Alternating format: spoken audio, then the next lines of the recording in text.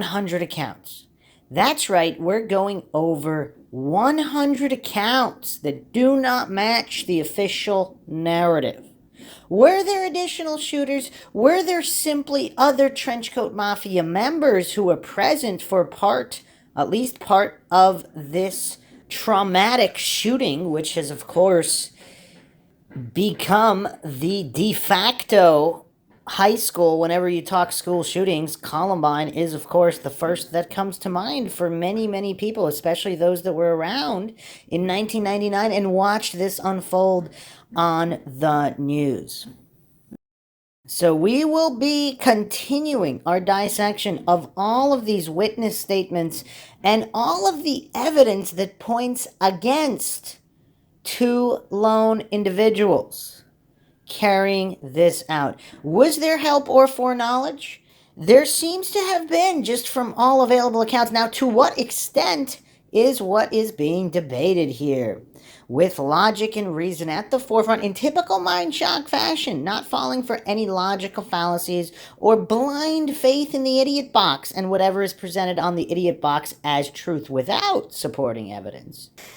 So let's recap from the top of the 100 that I was going over earlier. So Chris Wisher, of course, 1261, saw two guys with shotguns wearing black trench coats. Third guy wearing a white t-shirt and jeans was seen throwing bomb on the roof simultaneously to seeing the two guys with the trench coats. Jake Apodaca, sophomore, 653, at the soccer field, saw two guys carrying shotguns wearing black trenches, black t-shirts. Third guy wearing white t-shirt and jeans throwing bombs onto the roof. Jonathan Cole, freshman, 749, two tall guys in black trench coats. Third male wearing white t-shirt and blue jeans. This person looked over to the other two suspects and yelled, "Go, go." 4, William Arap Gillies, freshman, 660, was on the soccer field, heard firecrackers, saw 3 people near the west entrance. 2 were wearing black trench coats and carrying guns. Third was wearing a white t-shirt, no visible gun. The person in the white t-shirt was pacing back and forth 5 feet away from the 2 gunmen. Channel 7 News reported at 12 noon. Reporter said numerous witnesses he spoke to were not named, said they saw 3 gunmen. Lindsay Elmore Jr., 332, I believe there were 3 gunmen. On 340, there was so much movement that Elmore thought there was more than 2 people. Trying to explain that away. ACSO Nelson, 8810, a list of 3 names that the 12 witnesses ID'd from a yearbook were turned over to ACSO investigators to forward. 8, Jason Bear, sophomore, 1759, hid in the green room of Science Hall. I heard more than 2 people yelling to each other, saying, "over here" and stuff. 9, Anthony Samaro, freshman, 5071, Tony stated that 2 suspects came in through the front door and 1 came in from the side door.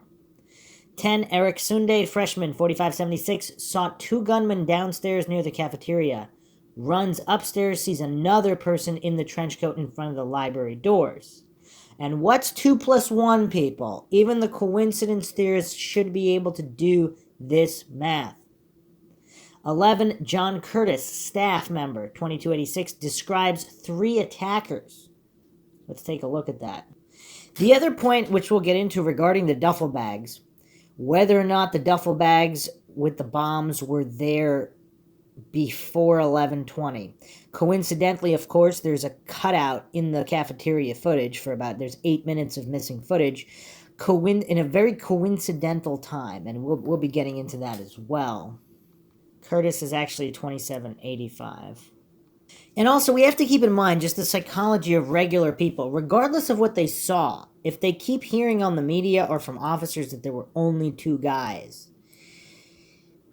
would that make them question their own recollection, especially during this stressful situation? So if they weren't pressured and saw no media, would their accounts be completely different? This report dated April 24th, 99, investigation. On April 20th, while assisting with interviews on the scene of a multiple homicide, Columbine High School, I interviewed one of the building maintenance employees who was named John Curtis. Curtis told me he first became aware something was happening in the school when he heard gunshots. Curtis told me that he saw a male with a high-powered rifle slung across his shoulder at the top of the steps by the south entrance to the cafeteria. Curtis told me that he and a number of students fled into the kitchen area and hid. While inside of the room where they were hiding, Curtis told me he heard a sound of a second firearm that sounded like a .22 caliber. Curtis also told me he heard one of the shooters blow up the stove in the kitchen with the high-powered rifle. I asked Curtis to give me a better description of the male he saw. He described him as about 5'10", medium build, dark brown collar-length hair, and said the male was wearing a black duster. Curtis also told me he thought he could see something yellow inside of the duster when it swung open at one point. Curtis told me that he was evacuated from the building along with fellow custodian Jay Galatine. I spoke with Galatine, and he told me he did not see the gunman, nor did he witness anyone being shot or injured. And how many witnesses, potential witnesses, simply said they didn't see anything because they didn't want to deal with it? Not for nefarious purposes, simply they were obviously the trauma. I mean, it's just they figured there's plenty of other witnesses, so they didn't say what they saw. They claimed they saw nothing. And did those individuals actually see something as well? Another report here, date of this report, April 29th, regarding April 28th. At 2:20, I contacted John Curtis by telephone. Okay. During my conversation with Curtis, he informed me he's a janitorial worker for the high school and he supervises lunch period. He stated he observed suspects shooting and stated that he wasn't sure if he saw 2 or 4 people shooting. I asked him if he ever saw 4 together, and he stated no. He stated that during the incident, he observed victim Sean Graves, who was a wounded victim, laying halfway in the cafeteria, halfway on the outside door. This door is located on the northwest corner of the cafeteria.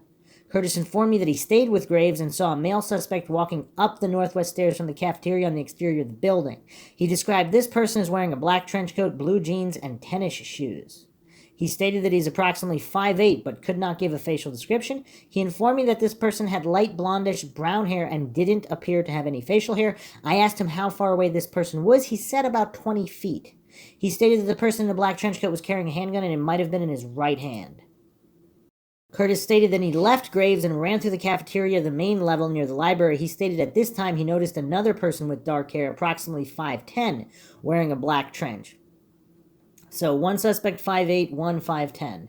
Does this sound like Dylan Klebold to anybody? He stated this person was approximately 50 to 100 feet away and he was loading a shotgun. I asked him where this person was standing with the shotgun. He informed me he was standing near the double doors that exit to the west of the building, just north of the library. He stated that he also saw something yellow around this person's waist and that this person's hair was messed up. He stated that this person then chased them down the stairs toward the cafeteria. He stated that Jay Galantine, who was also a janitor, was with him, and they ran into the kitchen area and hid under a stove. So Jay was running from someone he didn't see? He stated that this person in the trench coat began shooting at them toward the kitchen area, but did not come downstairs to the cafeteria or kitchen, and that he stayed in the hallway. He stated that a pipe bomb was thrown at them and it hit a stove and blew up beside them. He informed me that after he thought the person had left, he went back out to be with Graves, and he heard shots very close to Graves, and that was when he and Galantine went into the freezer to hide.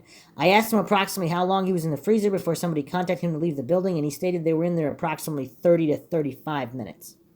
I asked him if he heard any of the suspects say anything. He stated no. I asked him if he could identify the suspect that was near the double doors with a shotgun. He stated he could not.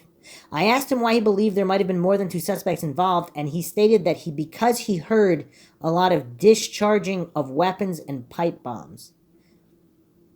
I asked him if he ever saw the suspects together, whether it was 2 or more. He stated he never saw any of the suspects together during the incident.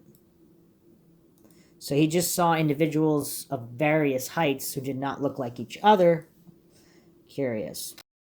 The other thing is, with all these people running around and everybody shooting, is it possible for 2 shooters to make it seem like they were 4? I mean, if they were constantly running from one side to the other, and now the official narrative places them together, he's saying he never saw even more than 1 shooter together. There were always single shooters in different areas.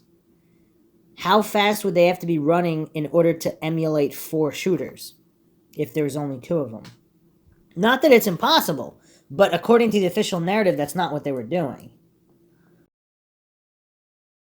The other thing he said is the second subject that he saw on the west side towards the step towards the common, Curtis related he was in no big hurry to go anyplace. At one point, he was walking back toward the building, so he's walking very slowly? Huh. So then they're not running around, so what is the likelihood they're emulating 4 people? At one point, Curtis related that Jay saw some of the shooters through the mirrors. So that's curious. So he saw Jay see the shooters, and Jay's maintaining he didn't see anybody or anything. Curious. Curious indeed. Richard, let's move on. 12th sighting of something unusual. Richard Olajnizak, father of students Alicia and Sarah, 5070. Richard then asked this investigator what information had been obtained referencing any other participants. Richard stated that while he was at Leawood Elementary waiting for information about his 2 daughters, he talked with 2 girls who came back from the school. The girls said they had seen 2 guys in the cafeteria wearing all black. There were also 2 guys who entered the main door from the parking lot. One was in black, one was in white. They said they all had guns. And if there were 2 guys on each side, would that account for all the madness and the mayhem? So if there were 4 shooters. 13, Adam Campbell Sr., document 732, walked out of school at 11:20 a.m. immediately before the shooting on April 20th, saw Harris in the parking lot with 2 or 3 other guys wearing a white t-shirt and backward baseball cap. 2 or 3 other guys. So this is seconds before the shooting. This is document 732.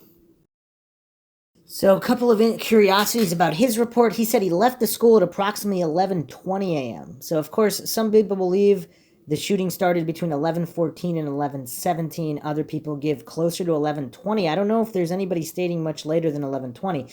Campbell stated he was walking out of the school and through the parking lot he saw nothing unusual going on, just other kids walking around. Campbell stated he saw Eric Harris when he was leaving for lunch. He stated Harris was located in the parking lot and he thought there were 2 or 3 other guys with him. So definitely not 1 other guy, 2 or 3 other guys. He stated Harris was wearing a white t-shirt and had on a backward baseball cap. Also, if he's not wearing a trench coat at this time, did he put it on or was it already off? And again, depending on how many other guys there are, that could be hard to tell. He stated he did not remember anything else Harris was wearing because at the time he did not think anything of it. Campbell stated as he returned to school at approximately 11:55, he saw a bunch of students in Leawood Park. He stated a female student banged on his window and told him there was a shooting at the school and not to go there.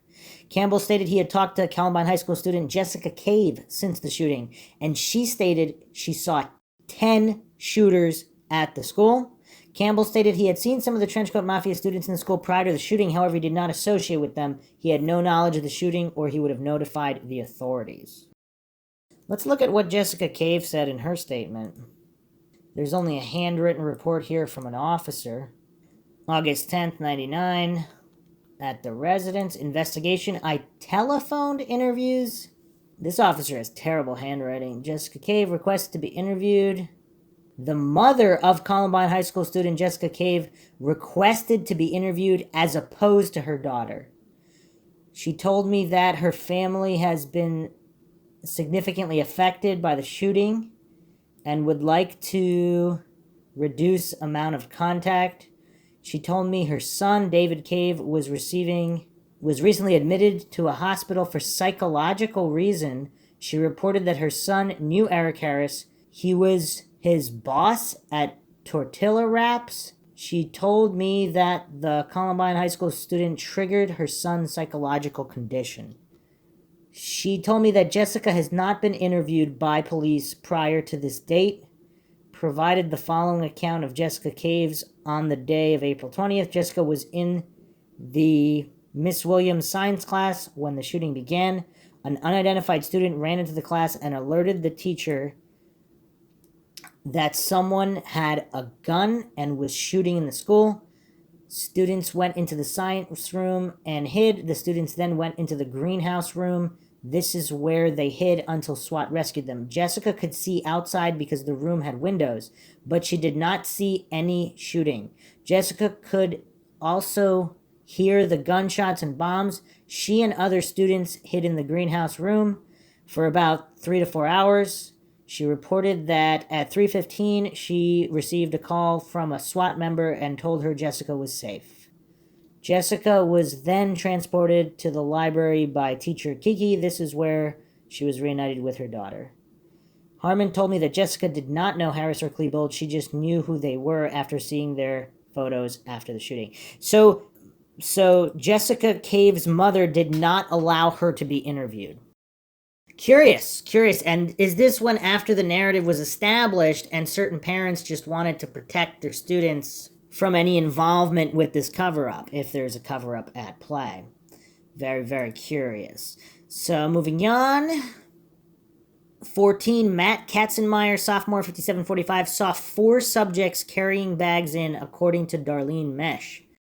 So Mesh was in the financial aid office, standing by a safe, counting money with the blinds to the office drawn when she heard approximately 5 pops. She shut the safe, spun the combination dial, ran into the adjacent business office. She continued past the principal's office to the art department, where she looked out a window which faces east toward the faculty parking lot. She did not see anyone in the lot, which did not seem right to her. She then ran to the band room, out the hallway, out the north doors, which led to the area of the tennis courts. So there's no time period here. Mesh saw a lot of students standing by the fence line near the tennis court. She heard a man's voice shouting that someone was shooting outside of the building, and that the students began jumping the fence and running north into Clement Park. Mesh stated that she remained in the area of the park and was later picked up there by her husband approximately 1.5 hours later. Mesh advised she never saw the gunman or anything else unusual during the time period described. She stated that she had some contact with Eric Harris and Dylan Klebold in the finance office in the past, but never had problems with either student. Mesh stated that she had heard that someone had seen 4 subjects carrying bags on their backs on the day of the shooting. Mesh heard this from her supervisor, Mona Madden, who stated that the party who supposedly made this observation was student Matt Katzenmeer. So let's look at Katzenmeer's account, document 3424. May 3rd, Reeker did an interview with Matt Katzenmeer at his residence. Matt did relate that he was in the cafeteria at the vending machines near the west entrance when he heard 2 shots and yelling in the parking lot, and that Sean Graves had been shot as well as another person. Matt observed 1 suspect by the west entrance to the library. This suspect was described as 6'3", with long brown hair, white male, black ski mask, and black pants with an unknown weapon. Matt then saw another male, 5'9", white male, with black trench coat and a black baseball hat turned backwards, and that this person threw a pipe bomb towards the doors.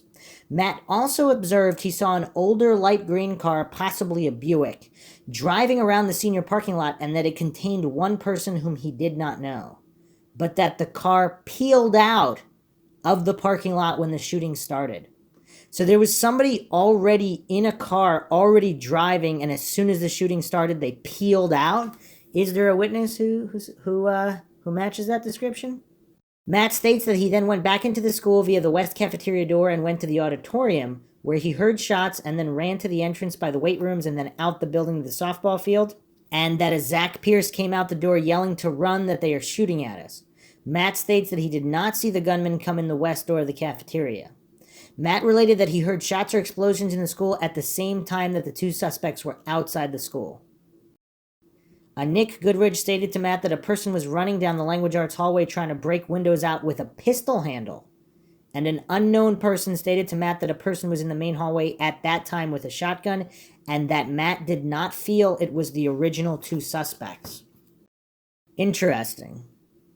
So there's 2 suspects outside of the school, and that there's shots, explosions in the school while the suspects are outside the school, and someone else is telling them there's also somebody running around knocking out windows with a pistol handle. Curious.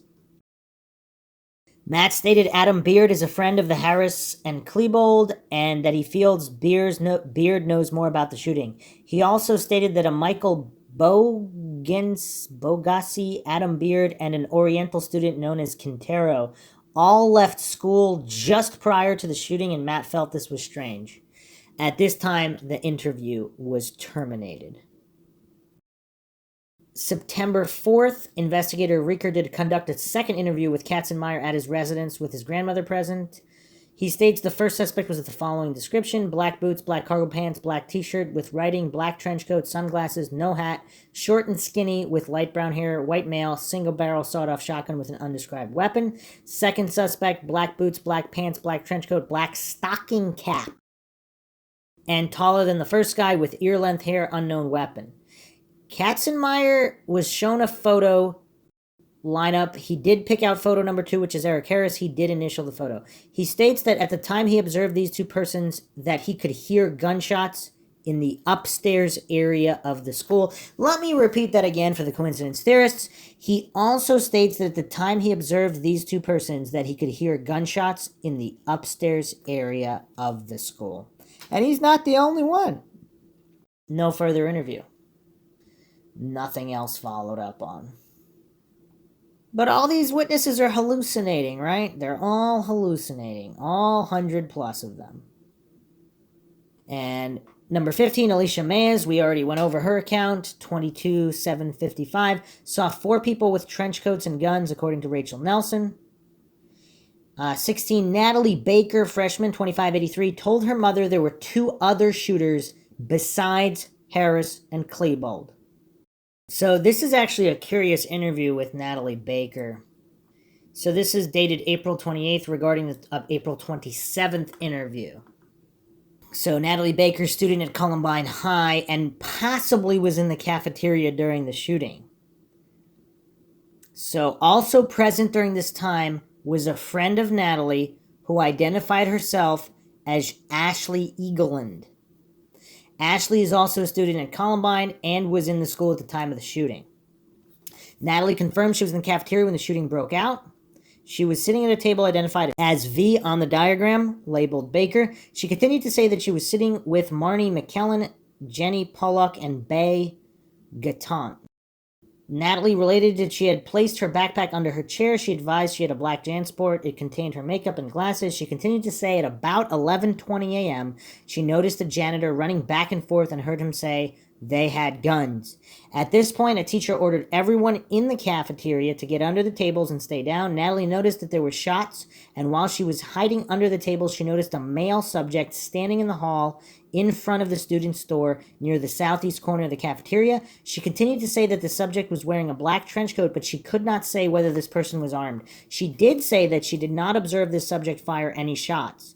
After a while, she reported that she, along with a large group of students, ran up the stairs that lead to the main level South Hall, ran out of the school by way of the main entrance of the school. Natalie said that the group ran across South Pierce Street to a park on the east side of Pierce Street where they stopped. While they were there in the parking lot, a teacher told them to get down and that they, the suspects, were coming. However, nothing else happened.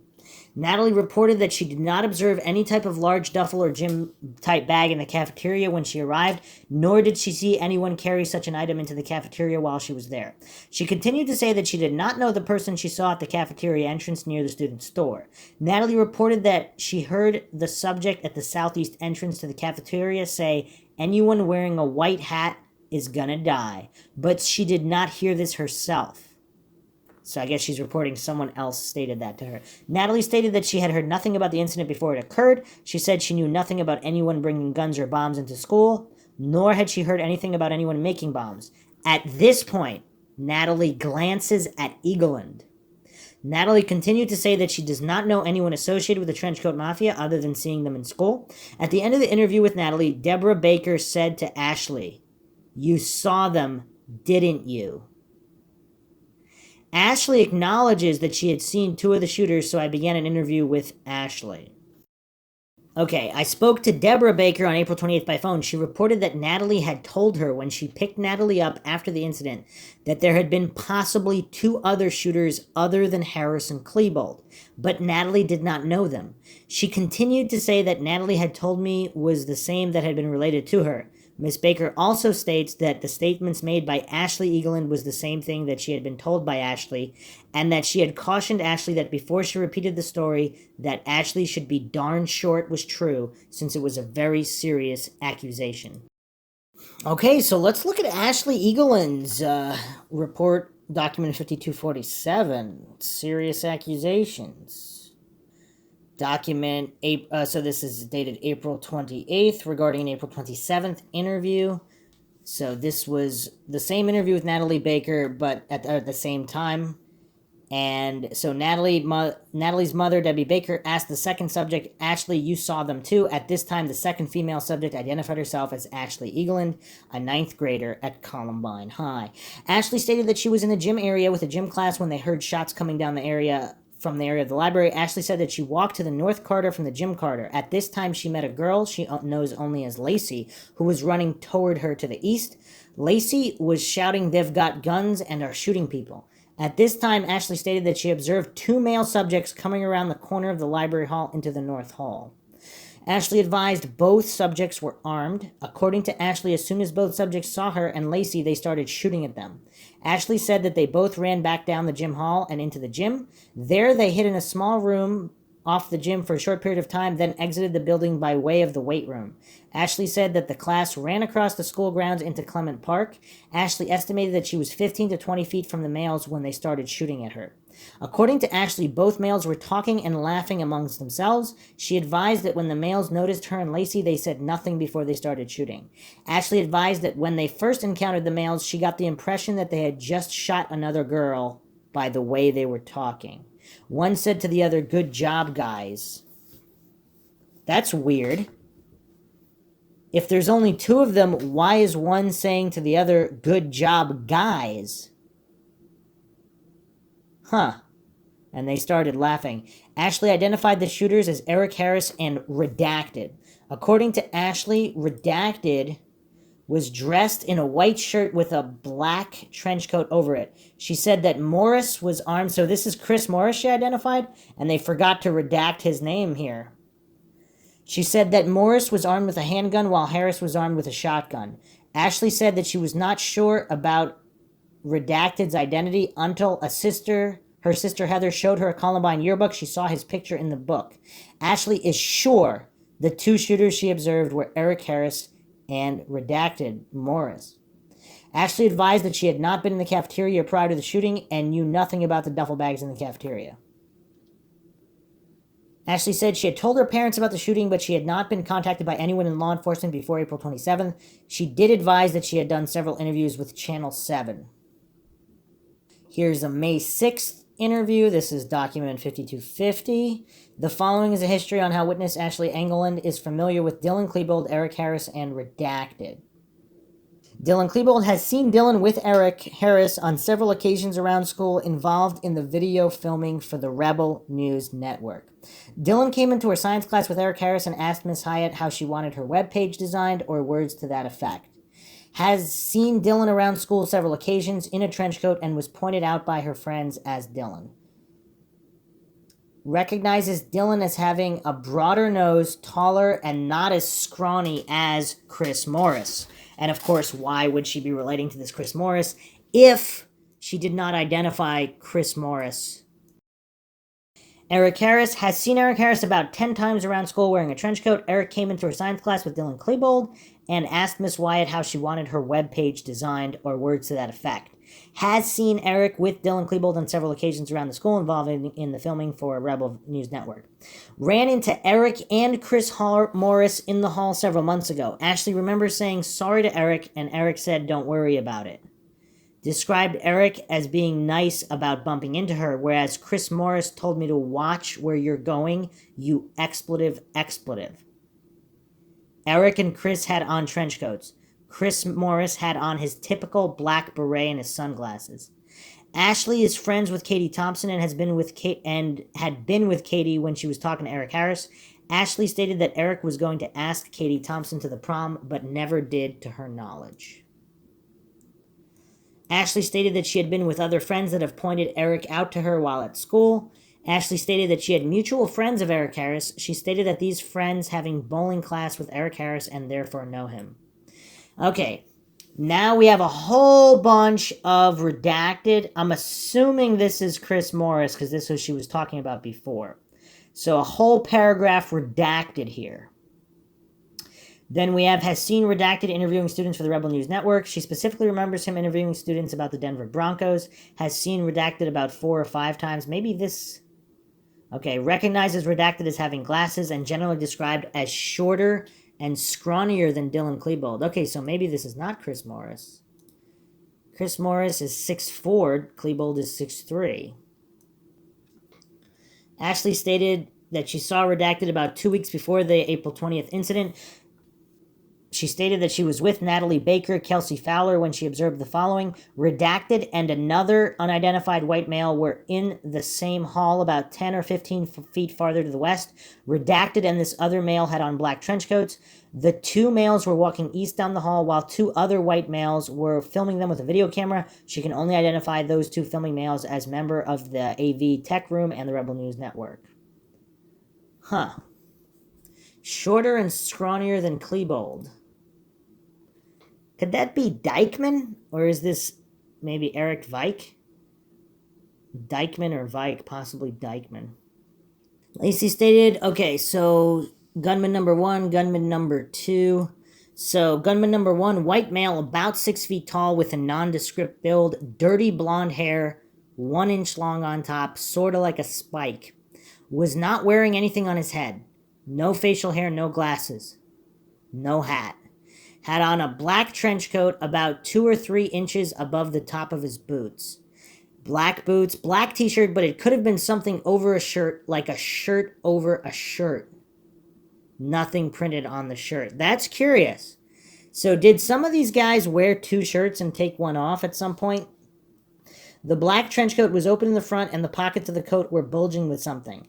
Gunman number 1 looked sort of fat around the middle, and it could have been what he was wearing.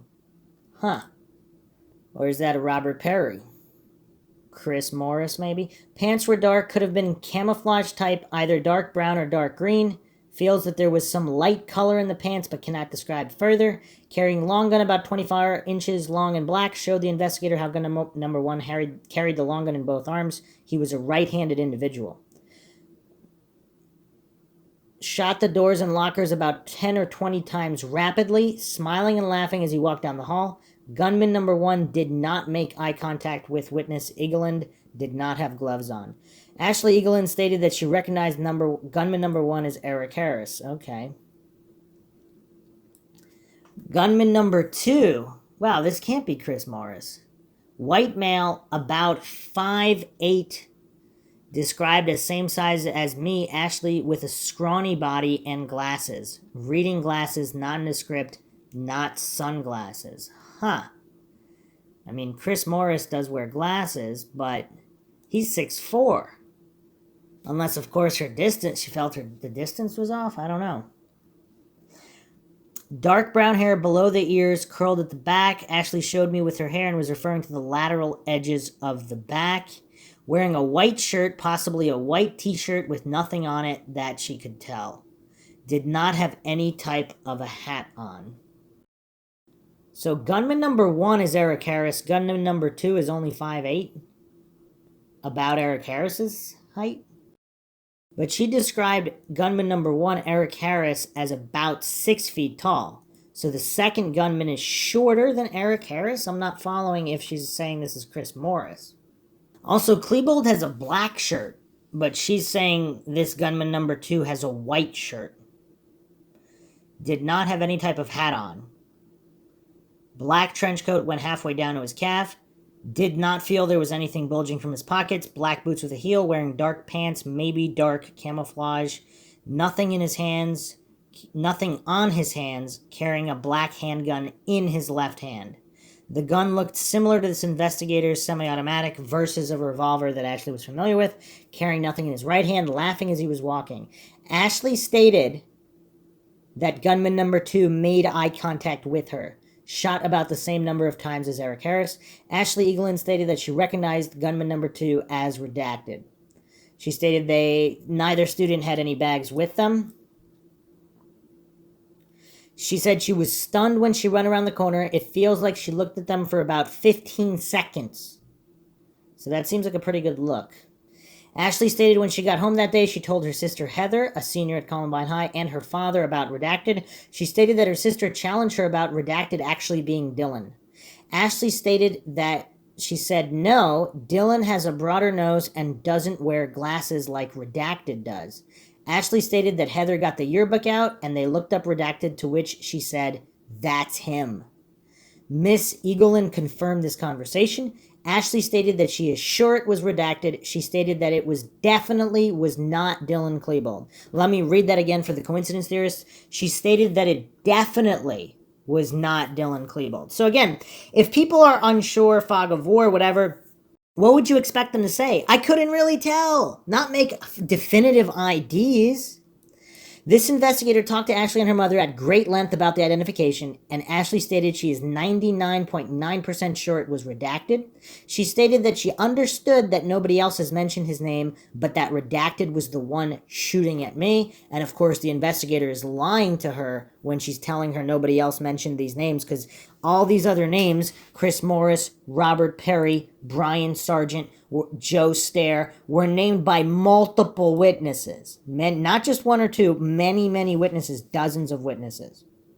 And this investigator is telling her nobody else mentioned his name in attempting to gaslight her.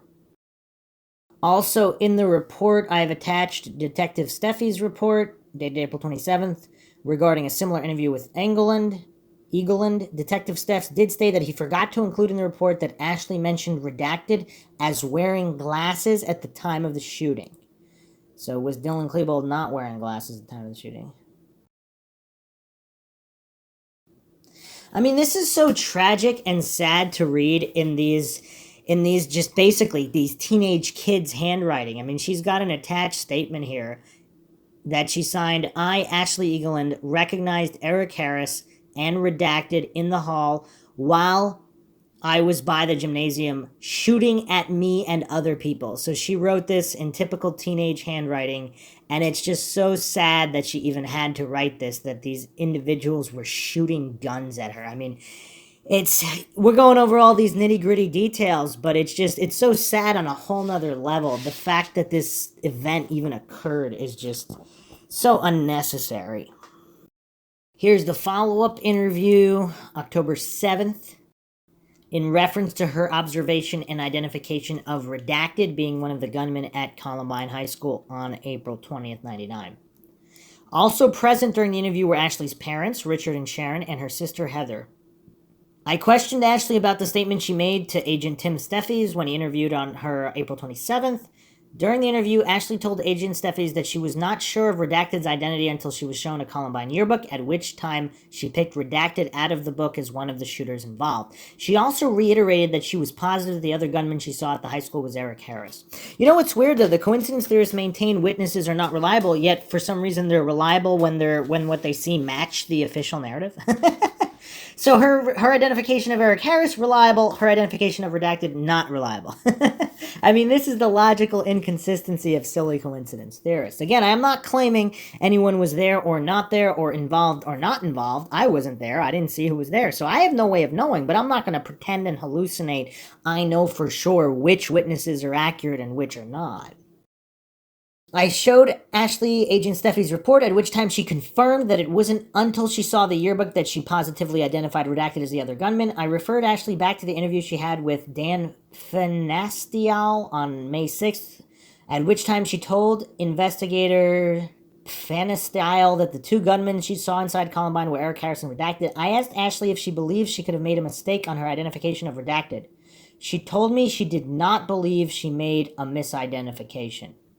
Ashley was told that during the course of the investigation that Redacted had been contacted by the Jefferson County Sheriff's Office and interviewed at great length. I explained to Ashley that we had learned through our investigation that Redacted had left Columbine High School prior to the shooting incident and was off campus when the incident occurred. So who was there that left? Was that Brian Sargent? Are we talking about Brian Sargent here? Huh. At this point, I showed Ashley a timeline that was prepared in reference to Redacted's activities on April 20th.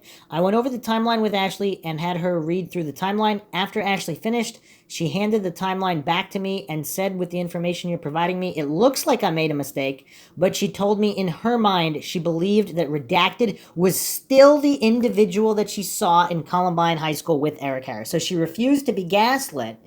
But she acknowledged that with the information you're providing me, she said, if the information is accurate, then it looks like she made a mistake, but her memory is her memory. She's not going to change her memory just because the investigator's trying to gaslight her. I mean, she could be talking about Chris Morris, though, because apparently he attended his third period government economics class taught by Mr. Tonelli. He did not attend his fourth period acting class, left Columbine at 10:20 a.m. So even if this apparently was verified by several witnesses who reported seeing Chris drive from the school in a red compact car. So they saw him drive away at 10:20 a.m. Now, did he come back in another vehicle? Did he come back not in a vehicle? Nobody knows that. So what witnesses did confirm that he left. His alibi is, of course, his buddy Corey Friesen, fellow Trenchcoat Mafia member. So what to make of that alibi, I don't know. Okay. 11:45 a.m., Chris called Jeffco County Sheriff's Office and spoke with investigator Tom Asierno. Chris was calling from the Friesens' home. I assume this was corroborated, unless this story was fabricated if Chris Morris got some kind of immunity. They fabricated that, but that's 11:45. Is that enough time to do some shooting between 11:20 and 11:30? How long does it take to get to Friesens' home? I don't know. I don't know if that was checked out. I provided Ashley with some still photographs, 44, 47, 52, 53. Those photos were recovered from the time-lapse cameras in the cafeteria. The photographs depict Eric Harris, Dylan Klebold. At which time, I asked Ashley if these were the two individuals that she saw in Columbine High School. Ashley immediately confirmed that she saw Eric Harris, but told me she did not see Dylan Klebold, telling me again that she believed the second gunman was redacted, possibly Chris Morris. I went over information we had obtained through additional witnesses that were in the same area where Ashley was at, telling her that several other witnesses positively identified Eric and Dylan as being the two armed gunmen. At this time, I again asked Ashley if she made a mistake in her identification of redacted. Again, Ashley told me that it was possible, but still believed that redacted was the other gunman she saw at school that day. I mean, see, this is someone who's being honest, but refusing to be gaslit. So she's admitting she could be wrong, but she refuses to change her memory because she believes she saw what she saw. In reference to investigator Fanenstile's report, Ashley stated that she was with a student known to her by the first name of Lacey. I asked Ashley if she could provide any additional information on helping us identify Lacey, telling her that we have been unable to identify the person through interviews we conducted. Ashley told me she believes that the student's name was Lacey, telling me she thinks Lacey moved because she has not been there so far this school year. This report is October 8th, 99. Nothing further here. So this is someone who's being polite, who's admitting they might be mistaken, and she's clearly shown photos of Dylan in the cafeteria. She's saying that's not the guy she saw. She believes she saw, I'm guessing, Chris Morris here. We went over Jennifer Tyndall's account before, 12:26, two suspects, neither of which were Harris and Klebold. 18th account, Ryan Ezzy, sophomore, document 2967, saw 4 people outside with hats on backwards. On document 2612, he says he saw at least 4 parties dressed in black standing calmly when others were running by the school library. That's curious. So these people aren't doing shooting, but they don't seem to be bothered by everybody running in a panic. Is that because they know something? So let's look at Ryan Ezzy's account here. I saw 4 kids standing outside, dressed in black, with hats on backwards.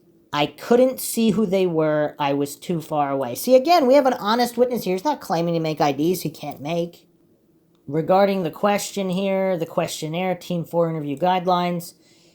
Did you see Eric Harris or Dylan Klebold either Monday or Tuesday? And he said, don't think so. Again, he could not identify these individuals. They didn't seem interested in doing any kind of follow-up interviews with this guy. So also document 2612 says that Ryan Ezzy ran upstairs, walked toward library, saw holes in the library window, saw at least 4 parties, at least, so possibly more, standing calmly when others were running, hid in office. Curious. That's a curious observation. 19th account, not matching the official narrative. Jordan Grimm, freshman, 22-432. According to Jordan's aunt, he saw Eric Harris and Dylan Klebold and two others together outside the school just before the incident began. The other thing that's curious is a lot of students might be afraid to tell police what they saw, or they don't want to get involved, but they told their friends, and the friends reported it to the police. And is that why we have so many conflicting accounts here? Because in Jordan Grimm's interview, he doesn't mention any of this. But according to Jordan's aunt, he saw Harris and Klebold, two others, just outside the school just before the incident began. This is document 22-432.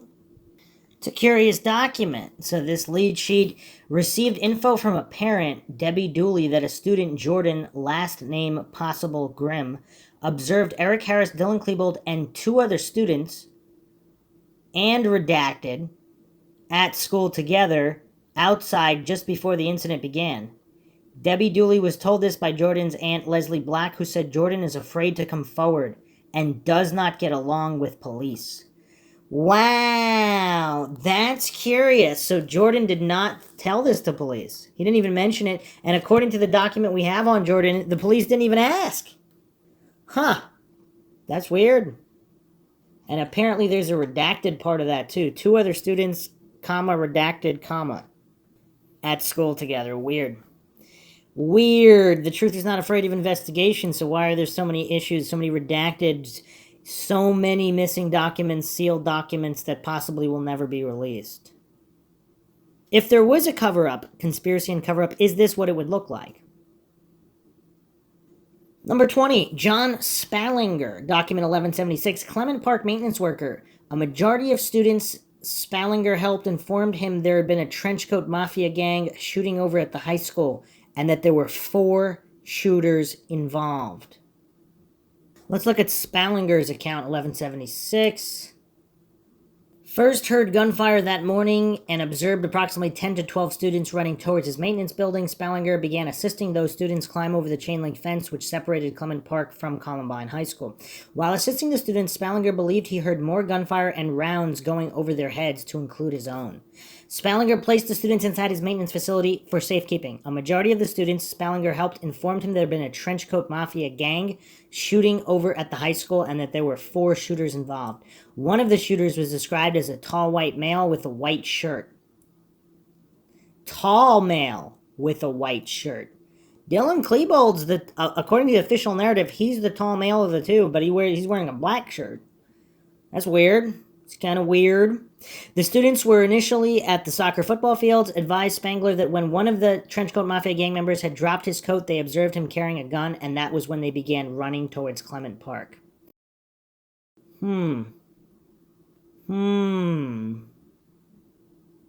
Just another curiosity. Now here's something interesting. I don't know if I've heard this talked about before. This is really, really bizarre. 21. Thornton North Glen PD SWAT team. El Paso report 934. At 11:35 p.m. Let me repeat that. 11:35 p.m. on April 20th. So this is 12 hours after the shooting. The team enters Columbine High School for another search. Quote, we were advised that 2 suspects, in parentheses, shooters, might still be in the school, end quote. I would like to know why they thought that and what prompted that secondary search. Also, it kind of makes more sense now why they were telling, when the SWAT evacuated everybody, they told them to put their hands on their head or they will be shot. And then so many students were also patted down. Did they feel that all of the additional gunmen were now going to pose as students after the initial mayhem was over? Also, it doesn't make sense. If they truly believed there were 8 or more shooters, is that why they didn't want to go into the school? They thought the casualties would be higher with that many shooters? What info did they have that they did not relay to the public? So let's look at the El Paso report, 9-34. So here's this document which pretty much just states what was stated earlier.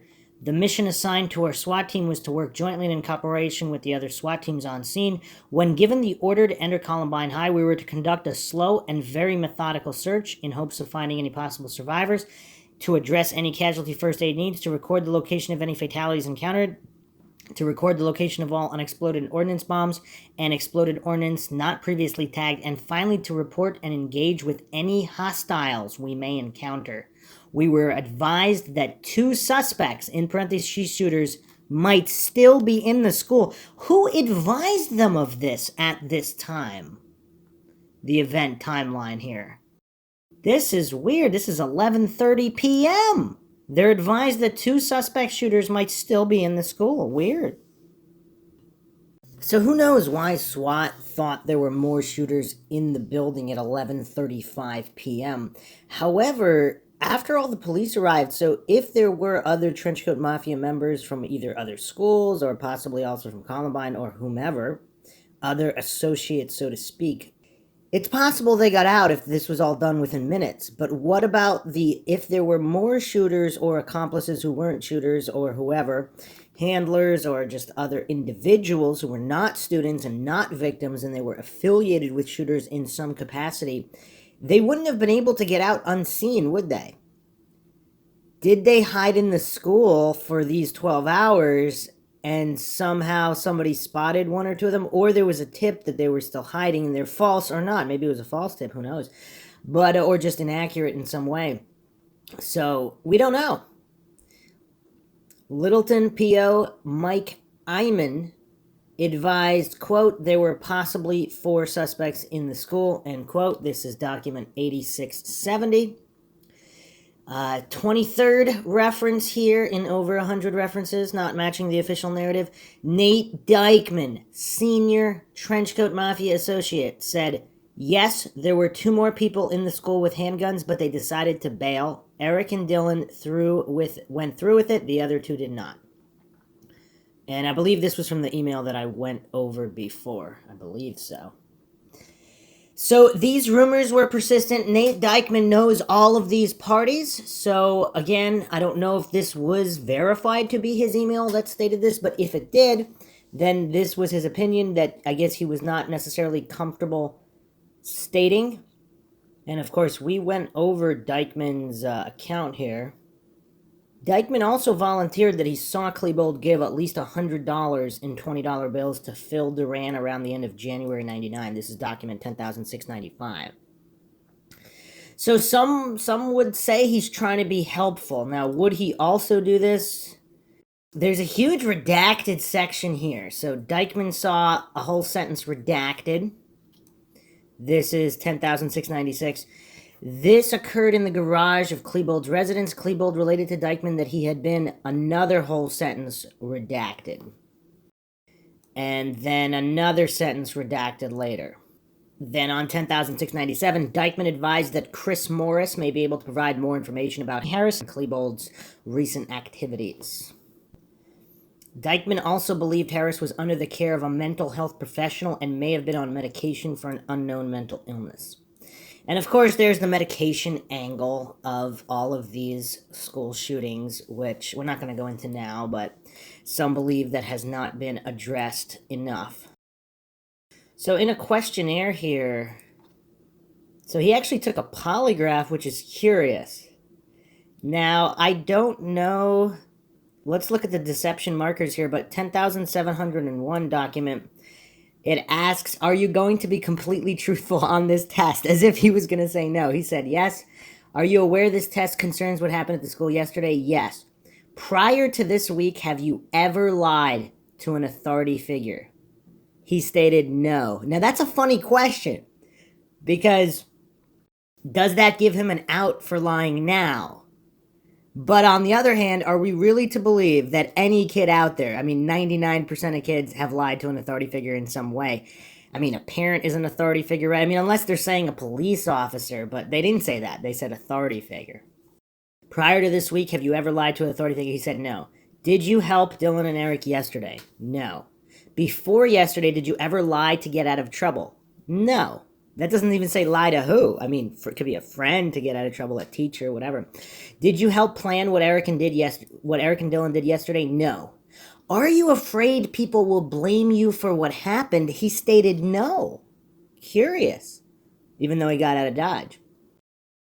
So here's curious. I can't believe this is still in the document. It wasn't redacted. This is document 10,702.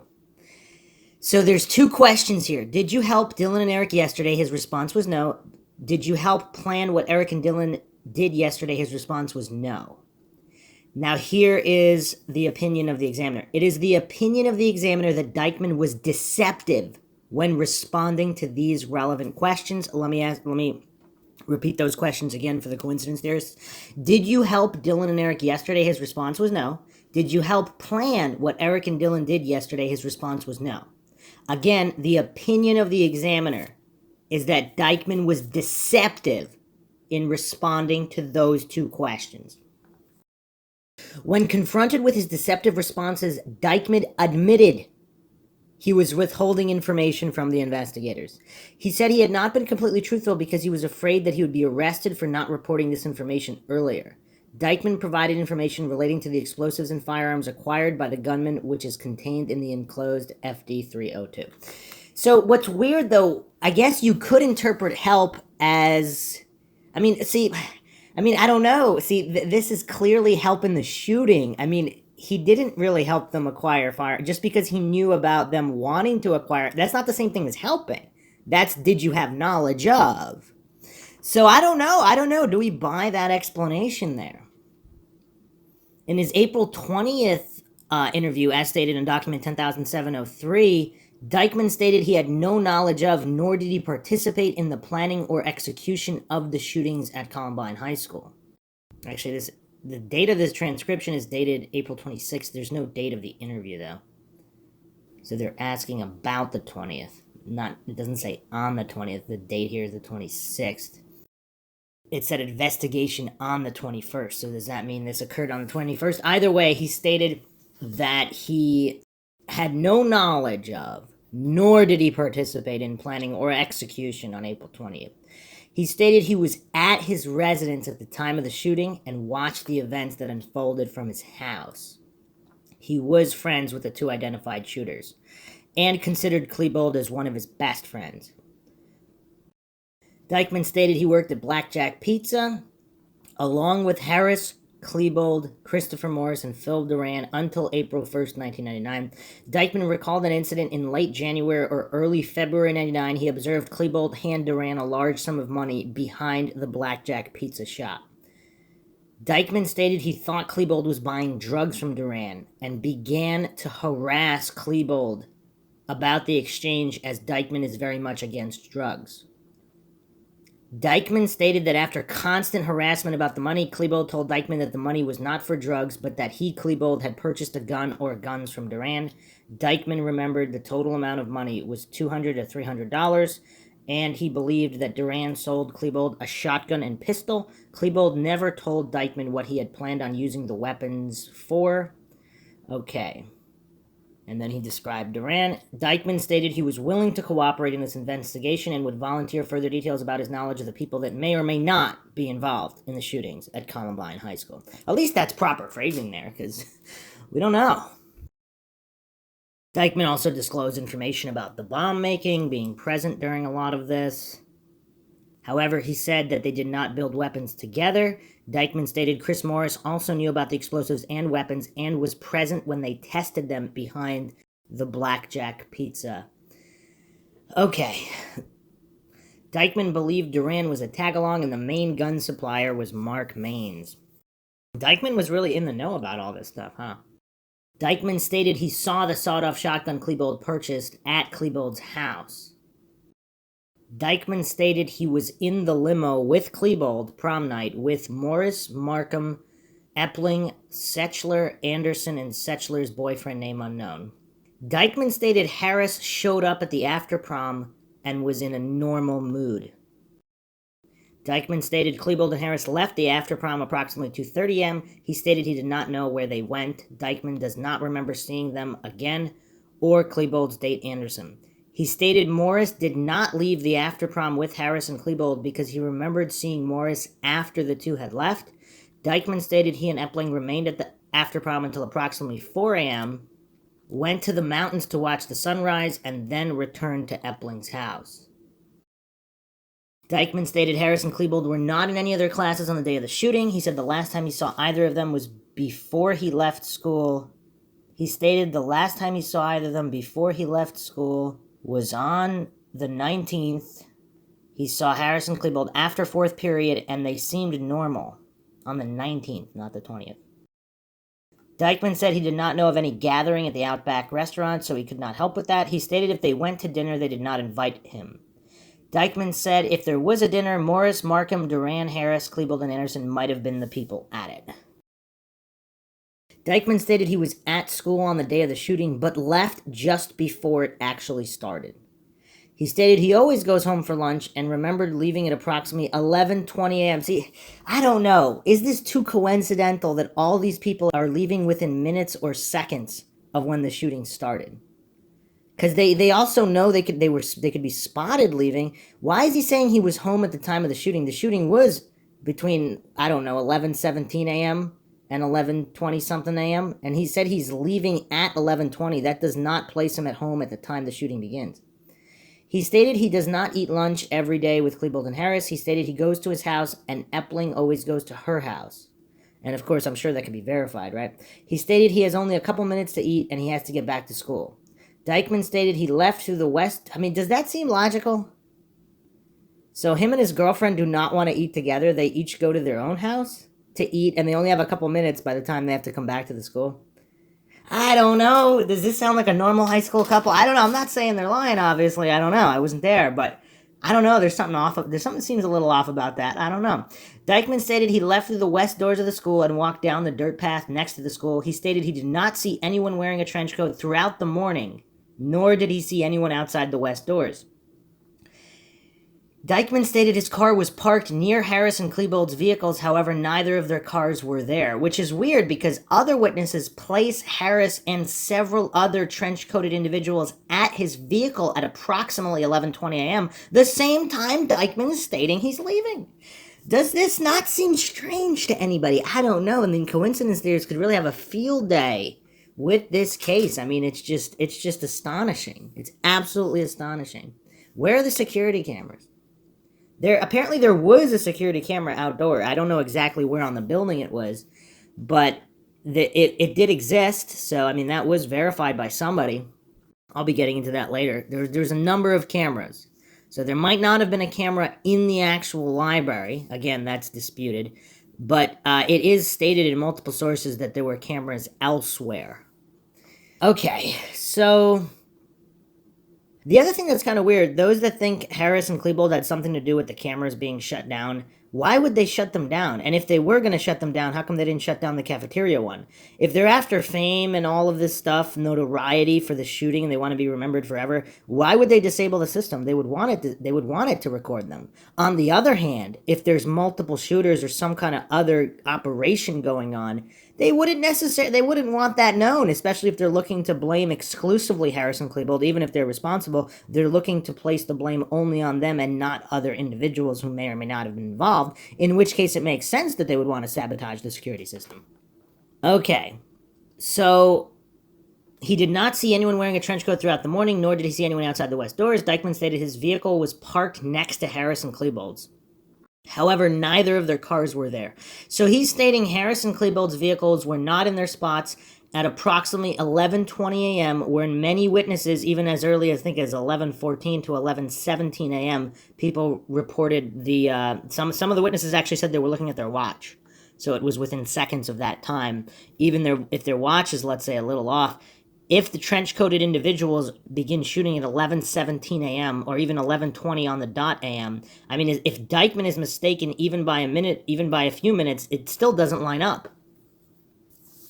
He stated as he was driving out of the parking lot, he saw Harris walking from the area of the junior parking lot towards the south cafeteria doors. He stated Harris was wearing a black trench coat and carrying a small black bag in his hand. He stated Harris had the small bag before in school and it contained his CD Walkman and other regular possessions. He stated he did not speak to Harris and that Harris was alone. Dykeman stated he did not see Klebold. Dykeman stated when he was returning to school, he came across a roadblock at Columbine and Pierce, and again at Pierce and Walker. He stated that the police had both intersections blocked and he couldn't figure out what was going on. He stated it was approximately 11:40 a.m. and he saw kids being routed out of the area. And I'm just going to interject another point here. If Dykeman did get immunity for his cooperation and helping him nail Duran and Maines and those individuals that were responsible for supplying them with the guns, if they granted him immunity, he wouldn't ever really have to tell the truth. Again, that doesn't mean he was a shooter in any way. But if he was maybe walking, maybe he was, again, I've postulated this, maybe some of these trenchcoat mafia member guys, they were just acting tough, and sure, they might have wanted to beat some people up and make them scared. They never wanted to actually kill anybody, and maybe they were trying to talk Eric Harris and Dylan Klebold out of it. When that failed, they told police they wouldn't want police to know that because the police would obviously think the police would think they were complicit if they were hanging around these shooters while they were shooting people and didn't physically stop them. Even though, I mean, if they're fearing for their life and they think Eric Harris or Dylan Klebold are going to shoot them if they physically try to stop them, but maybe they were just hanging around and watching. I don't know. Again, it's impossible. Unless you were there, you don't know. Coincidence theorists love to pretend to know and have blind faith in the idiot box, but how often does the idiot box narrative actually turn out to be completely accurate? Dykeman said he saw Jen Harmon and he asked her what was going on. Harmon stated 2 kids in trench coats were shooting up the school. Dykeman stated he did not want to believe it was Harris and Klebold, but he thought it might be. He stated both of them had been acting strange for the last few months, but Klebold had been making future plans to move to Phoenix and attend school, not to shoot up the school. Dykeman stated he returned home, called Klebold's father. He stated Klebold's father had no idea what was going on at the school. Klebold's father told Dykeman something like, "Oh my God," and left the phone to see if Dylan's coat was in the house. Dykeman stated Klebold's father returned to the phone and stated the coat was not there. See, this whole conversation does make it seem like Dykeman most likely was not involved as a shooter. Why would he call? Yeah, it doesn't really make sense. He seems like he was really concerned. Now, does that mean he knew things that he hasn't disclosed out of guilt or whatever? But he seems to be trying to do the right thing at this point in time. Dykeman stated Klebold's father became extremely upset and Dykeman began to cry while talking to the reporting agent. Dykeman stated he could still, again, so he's crying here when guys like Joe Stair are just smiling all over the place. Just a little bit of contrast there, just saying. Also, some of the other Trenchcoat Mafia members just didn't seem that upset at all, and if those accounts about gloating and smiling after the fact, if those are true. But here, Dykeman is responding differently, and then we also see Brooks Brown respond differently, and then also Eric Vike responds quite differently than the rest of them. What that means, again, I'm not pretending to know, just pointing out the differences here. Dykeman stated he still could not believe Klebold had something to do with the shooting, and Harris must have had something on him to cause him to participate. He could not believe Klebold shot himself. Dykeman stated he could not believe Klebold could have kept this secret, and Dykeman felt he should have done something to help Klebold. Again, this is a different narrative than the other Trenchcoat Mafia members who I don't remember them saying anything of the like. Just that they either were surprised or not surprised or whatever. He's saying he's saying he felt he should have done something to help Klebold. Dykeman was asked about his knowledge of Brooks Brown, Chris Morris, and Robert Perry. He stated Chris Morris was probably Harris's friend, but he did not know if Morris knew about the shooting. He stated Brooks Brown was never part of the group, and he is a compulsive liar. So now we have yet another individual blowing the whistle on Brooks Brown. The principal, all these other people, Eric Harris's father. It seems a lot of people believe that Brooks Brown was a compulsive liar and cannot be trusted in any way. Dykeman was also asked if he had ever dyed his hair blonde or knew anyone in school as tall as him with dyed blonde punk hair, and Dykeman is 6'2". He stated he has never dyed his hair, and the only kid that he has seen recently dyed his hair blonde is Brooks Brown. Huh. But he didn't have his hair dyed the day after. Did he have his hair dyed the day of, or is he referring to like a week or two prior? But Brooks Brown is 6'5". He stated Brown would change his hair often. Dykeman stated no one he knows likes Brooks Brown. Wow. So nobody, he doesn't know anybody who likes Brooks Brown, and he stated that Brooks Brown is a compulsive liar, but he's also not implicating him. That's very important here. He doesn't like Brooks Brown. He said Brooks Brown is a compulsive liar that can't be trusted about anything, but he said Brooks Brown is not a part of the group. Curious. Dykeman stated that Robert Perry was a weird guy in school that none of the previously mentioned people hung out with. He stated Perry was strange. Now, if Dykeman was busy with his girlfriend, as he admitted the past few months, he might have not known that, but there's a lot of witnesses that place all these individuals with Robert Perry as well. Dykeman was asked who La Vida X was, and he may have stated it was a screen name that he or Klebold may have used. He doesn't remember if he or Klebold used it. He stated Harris had a nickname for everyone, and Dykeman's was Devilman. Dykeman stated he thought it was stupid, and Harris was the only one that used it. Dykeman was asked if he had ever sent any threatening email. He stated he was really mad at Devin Adams and may have sent her some bad email. Wow, Dykeman looks like he is being honest about that. Dykeman could not remember what it said, but stated he was mad at her because she was saying things to get Klebold in trouble. Adams is Zach Heckler's girlfriend. Dykeman stated he has never been on a rebel mission and stated he does not know what it is. He stated he thinks NBK stands for Natural Born Killers. He stated Natural Born Killers is a movie title of a film, and it was one of Harris's favorites. You know, a lot of people think it's very suspicious that Dykeman got out of town. But, you know, it's problematic. It's very, the whole narrative's problematic. But did he get out of town because he didn't want the situation, obviously so psychologically traumatic. If he's 100% innocent, obviously he still might want to get out of town. He might not want to, especially, and if he suspects that other individuals might have helped Dylan Klebold and Eric Harris, perhaps even more the reason to get out of Dodge, and he seemed to have fully cooperated with law enforcement authorities, more so than the others anyway. Here's a curiosity, though, in this follow-up document. It seems like Dykeman might not have been given immunity. Let's look at document 10,715. On the dates indicated, the following investigation was conducted by Special Agent Mark Holstlaw, Denver FBI. On February 23rd, 2000... So this is the following year, February 23rd, almost a full year. Nathan Dykeman, current residence in Florida, was telephonically contacted and advised he was requested to take a polygraph exam concerning his possible involvement in the Columbine high school shootings on April 1999. Wow. So almost a full year later, they want a third polygraph for some reason. What caused this February 23rd, 2000 request? Dykeman advised he would discuss the matter with his father, Matt Dykeman, and get back to the FBI with an answer. Dykeman also advised that on January 20th, he had been in contact over the internet with an individual using the email address of this particular email. Dykeman's internet service provider was Juno. Dykeman later ascertained that this email address belonged to Sarah Harris. Harris informed Dykeman she had previously talked with Dylan Klebold over the internet prior to the Columbine high school shootings. Harris informed Dykeman she would contact him later using a new email address. Dykeman agreed to keep the FBI appraised of his conversations with Harris. On February 24th, Matt Dykeman telephonically contacted the FBI. I like how they don't called the FBI. Telephonically contacted the FBI and expressed concerns about why his son was being requested to take another polygraph exam. After explaining to Dykeman why his son was being offered another polygraph, he agreed to talk the matter over with his son and get back with the FBI concerning his son's decision.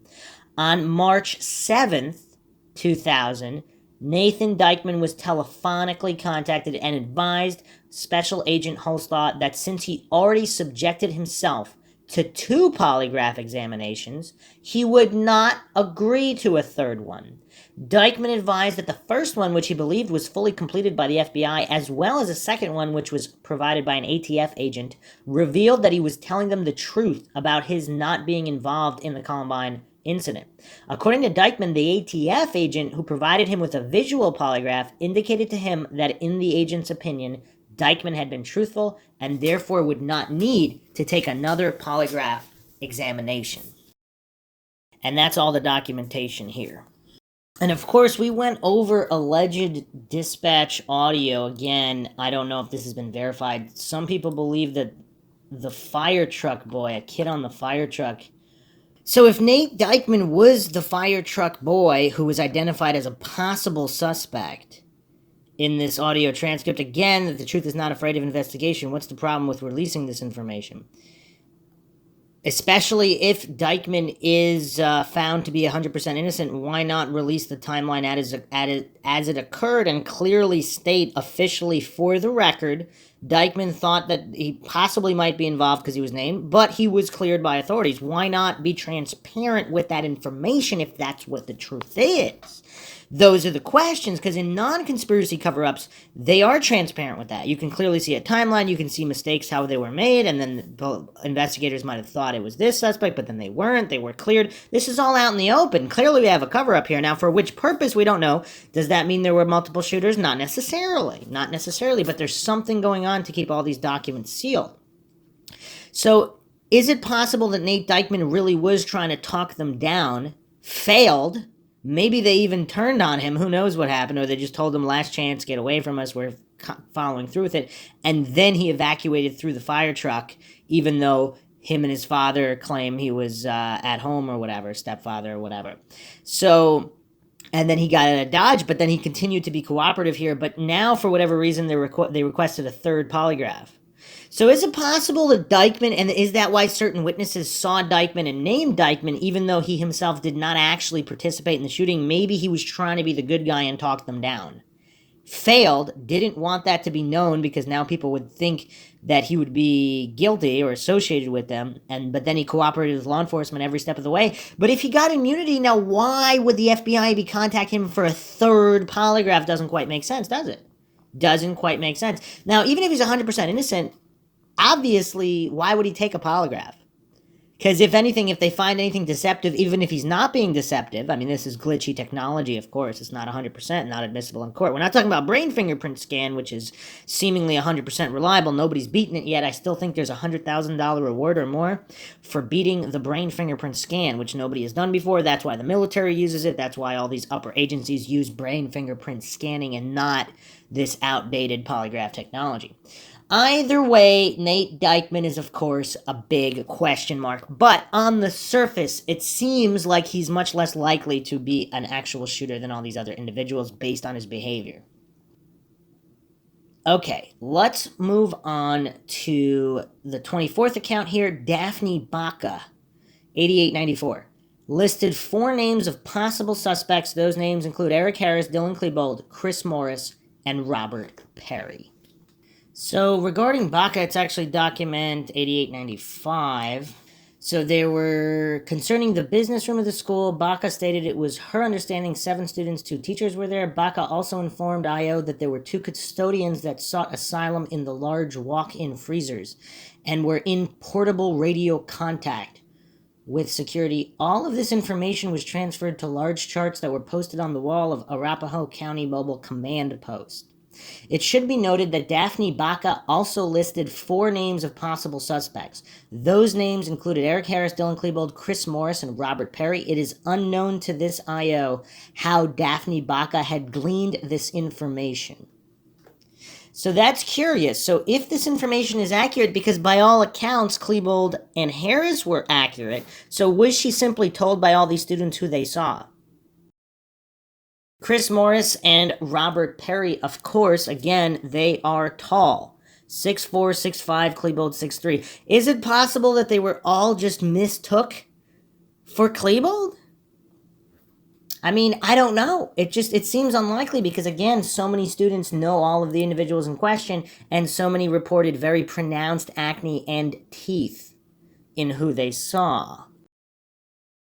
25, Trista Fogarty, freshman, document number 20,144. Trista said she believes, as do most other students, that there were more than 4 people involved in the shooting. More than 4. So 3 without question, 4 without question. They believe that there were more than 4. So Trista Fogarty, 23,144. So in this lead sheet, during incident, the date on this lead sheet is June 2nd, 9:24 a.m., assigned to Art Peterson. During incident, Trista Fogarty said she was one of the first groups of students out of the school, went to Leawood Park, heard shots and explosives, but did not see the shooters. May have seen Alex Marsh in the library early April 20th, did not see any of the possible shooters, did not see duffel bag or propane tank. Trista could not provide any more info on Scott than is included. Trista said she believes, as do most other students, that there were more than 4 people involved in the shooting. Now, why do they believe that? That's the critical question. Because if dozens and dozens of students, kids that they know and trust and wouldn't lie, specifically saw 2 or 3 other individuals other than Klebold and Harris, then of course they would believe that. Now, were they all mistaken? The coincidence theorists maintain yes. They were all mistaken. And we went over her account in detail earlier too. Jay Adams, the 26th account here, Jay Adams, document 7422, construction worker near Columbine High. He refers to a black BMW and a small tan car drive down his cul-de-sac, followed 5 minutes later by the sound of bombs. Co-worker says the BMW was filled with 4 teenagers. The tan car following it had 2 people in it. Document 7430. Now for the cheap seats, what is 4 plus 2? I mean, that's a tough one. Can coincidence theorists answer that? I don't know. Of course, unless he's also mistaken. Everybody seems to be mistaken. Even when there is no fog of war, there's no actual shooting or bombs going on beforehand, all these witnesses they seem to be mistaken. So let's look at that. 7422. Pretty sloppy handwriting as well. They advised black BMW followed by a small tan car through the cul-de-sac, then left, heading towards Columbine High. About 5 minutes later, there were bangs from Columbine High. So let's look at the second name document here. 7430. Roger Anderson, loading dump trucks at the corner of Cayley Street and Pierce Street across from the south parking lot of Columbine High on the morning of April 20th. Approximately 10 a.m., Anderson recalled seeing a Jefferson County Sheriff's officer on a motorcycle sitting on the Cayley-Pierce intersection watching for speeders, because that's what's important. About 15 to 20 minutes after the officer left the area, Anderson saw 2 vehicles turn off Pierce and onto Cayley Street. Anderson advised that the 2 vehicles came about 100 feet onto Cayley Street and then made a U-turn and returned to Pierce. Anderson did not know which direction the vehicles traveled on Pierce. Anderson stated that the first vehicle was a black car or a dark blue car. BMW contained 4 passengers. Anderson recalled that the teenager in the passenger seat of the BMW was wearing a light-colored baseball hat. The second vehicle that was tailgating the BMW was described by Anderson as a light-colored, mid-sized vehicle containing 2 individuals. Anderson shared his information with 2 patrol officers April 21st when he was back at his work site. Anderson stated he had been working in excavation for over 25 years and must always be observant of his surroundings. Anderson stated that he thought it was unusual for kids to be driving around in a BMW, and that is why he took notice of the incident. So apparently, I'm guessing he's stating that these were really young, punk-looking kids in a BMW, as possibly stolen. Anderson advised that he was currently visiting his son in Texas. Okay. So, 6 individuals. So is it possible but if the second vehicle was tailgating and they both U-turned, I mean, that would suggest they were together. Who are these individuals? Now, again, how many BMWs are at play here? We know about Dylan Klebold. Who else had a BMW? Are there students from another high school like Chatfield or otherwise Trenchcoat Mafia students who wanted in on this and it was a bigger plan and they weren't? Is that why they turned down the wrong street and had to pull a Yui? I mean, I'm guessing he couldn't identify their facial features, but he said light-colored hat. Again, maybe this has nothing to do with Columbine, but coincidentally, shortly before the shortly before the bombings and shootings. So, just another curiosity, probably all coincidental, according to the coincidence theorists. So, 27, Gary Toloco, teacher, document number 8876. He says that the school roof repairman saw 3 people exit the vehicle with Harrison Klebold, and then a tan vehicle followed them into the lot. So now we have corroboration of the construction workers. So there were 2 workers. One of them, we have Adams and his co-worker. Document number 7422 and document 7430. So they saw this BMW and the tan car. Now we have Gary Toloco, a teacher, document 8876. He says that the school roof repairman saw 3 people exit the vehicle with Harrison Klebold, and there was a tan vehicle that followed them into the lot. That matches the account of the construction workers, so now we have definitive evidence. I don't know if we can call it definitive, we have corroborating accounts that the BMW and the tan vehicle went to Columbine, and that Harrison Klebold were in the BMW. And there was also a tan vehicle. That matches accounts. Very curious. Now, keep in mind, there's a lot of other individuals who saw other trenchcoat individuals with Eric Harris in the parking lot. We went over those accounts. So all of these accounts seem to be matching up that Harris was not alone. He had multiple individuals with him. Now, again, that doesn't mean they participated in any shooting, but it means that they're with him shortly, seconds before the shooting. What does that mean? Let's look at this count, 8876. So I actually couldn't find this document regarding the roof repairman. It's not on 8876, So if anyone else can nail that down, they can check that out. Again, just about all of the references here are verified, so I don't know if there was an error in number of the document, but moving on here, so Dick Strange, 28th account, document number 1194. Approximately 11:45 a.m., Strange first observed 4 to 5 individuals, all dressed in black trench coats, standing alongside Columbine High School in the vicinity of the gymnasium. Now, keep in mind, most of these trenchcoat mafia students and affiliates supposedly are at home sleeping at 11:45 a.m. So, or watching this unfold on TV, whatever, alibis, mothers, girlfriends.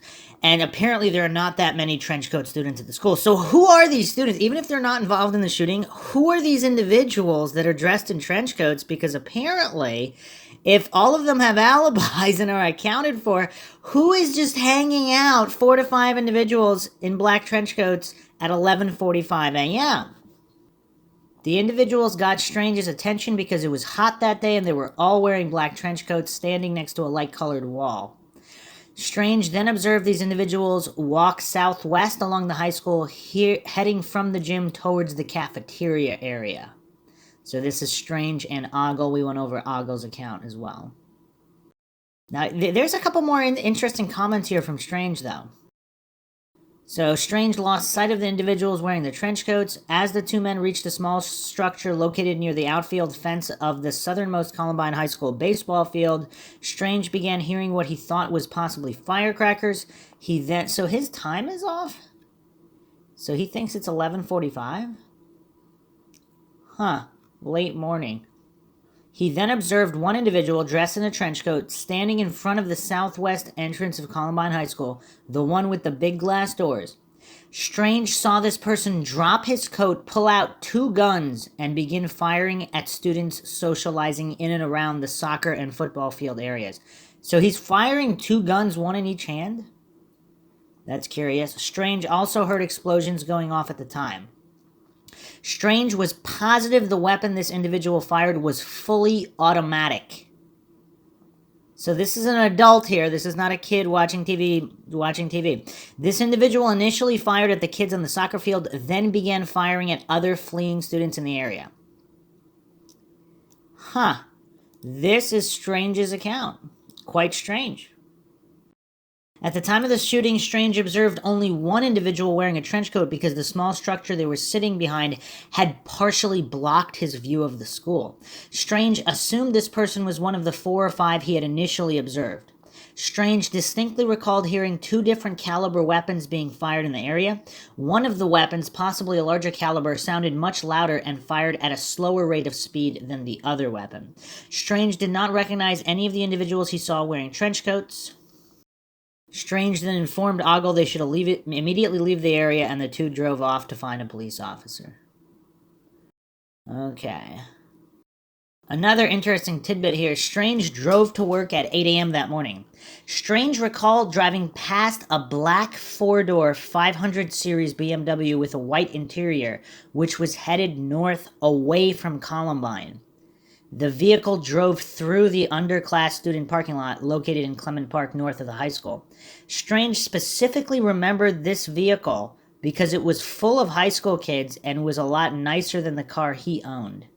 Strange knew the vehicle to be a 500 series because he used to work at a BMW dealership. So at about 8 a.m., there's a car full of teens heading away from the school at 8 a.m. Just another one of these curiosities. Let's move on to Patrick Vassar, freshman. This is the 29th account of multiple shooters or accomplices or something strange. So this is document 4691. Sees 4 to 5 individuals at 11:15 dressed in black walking away from the school, all wearing trench coats except one who was wearing camo pants. That's curious. That's curious because, again, the alibis of all these people that are at home sleeping, or at least most of these trenchcoat mafia members, or some of them aren't even students anymore. So who are all these individuals wearing trench coats walking around?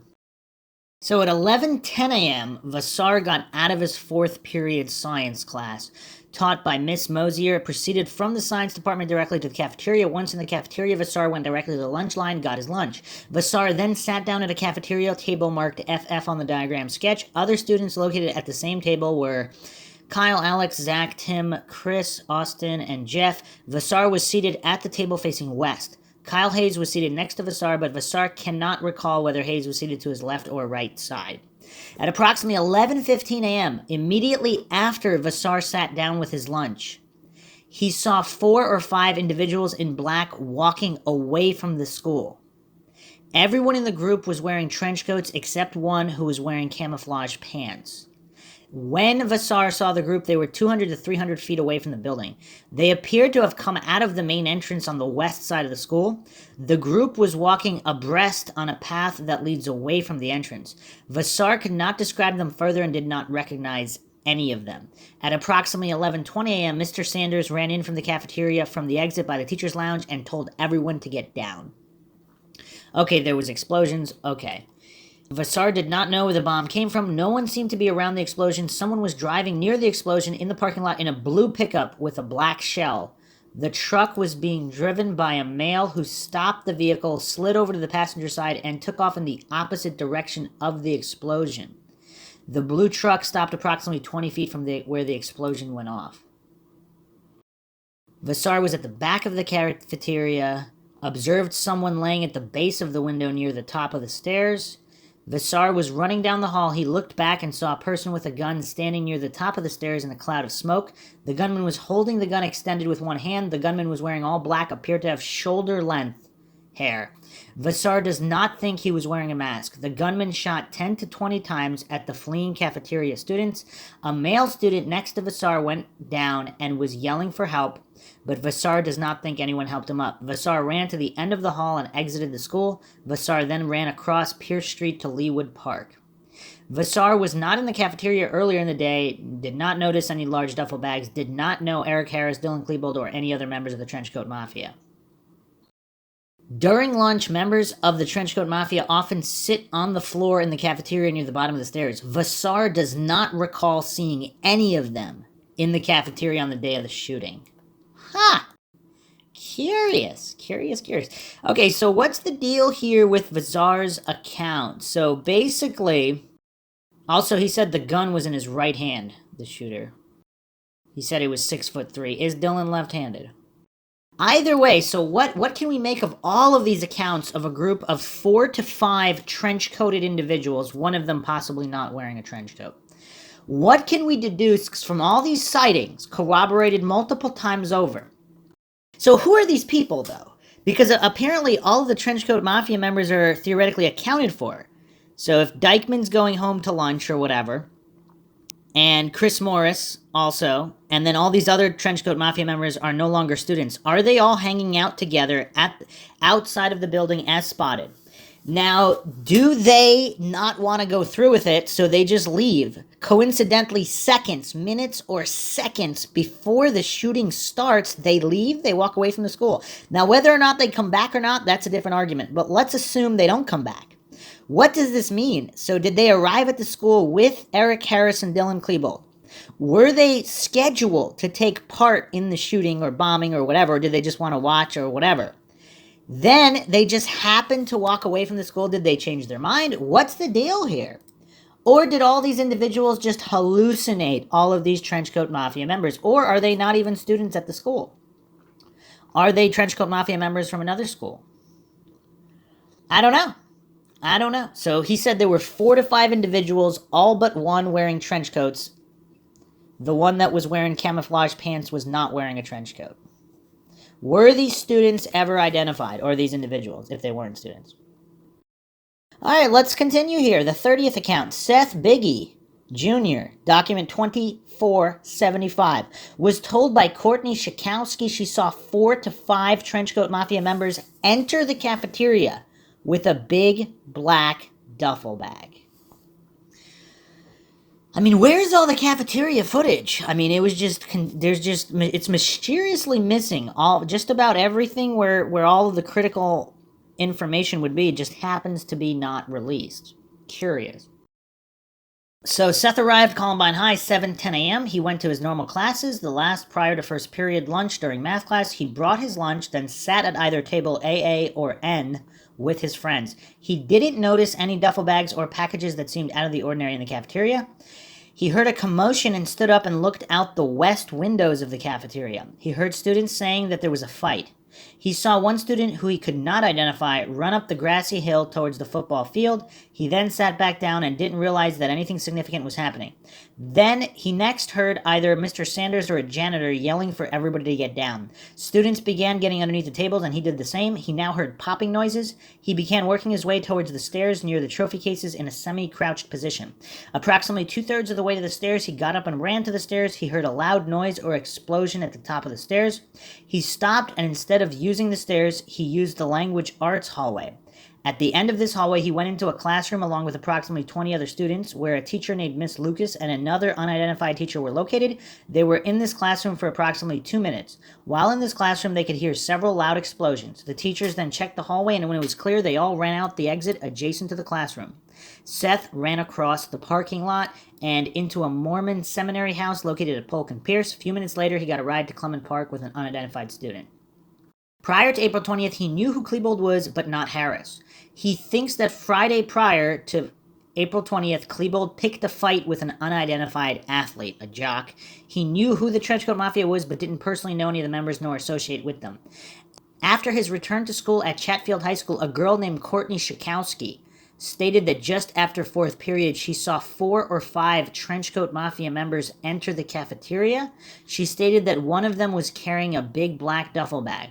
They entered the cafeteria from the senior parking lot. There are also rumors going around that there was a third shooter.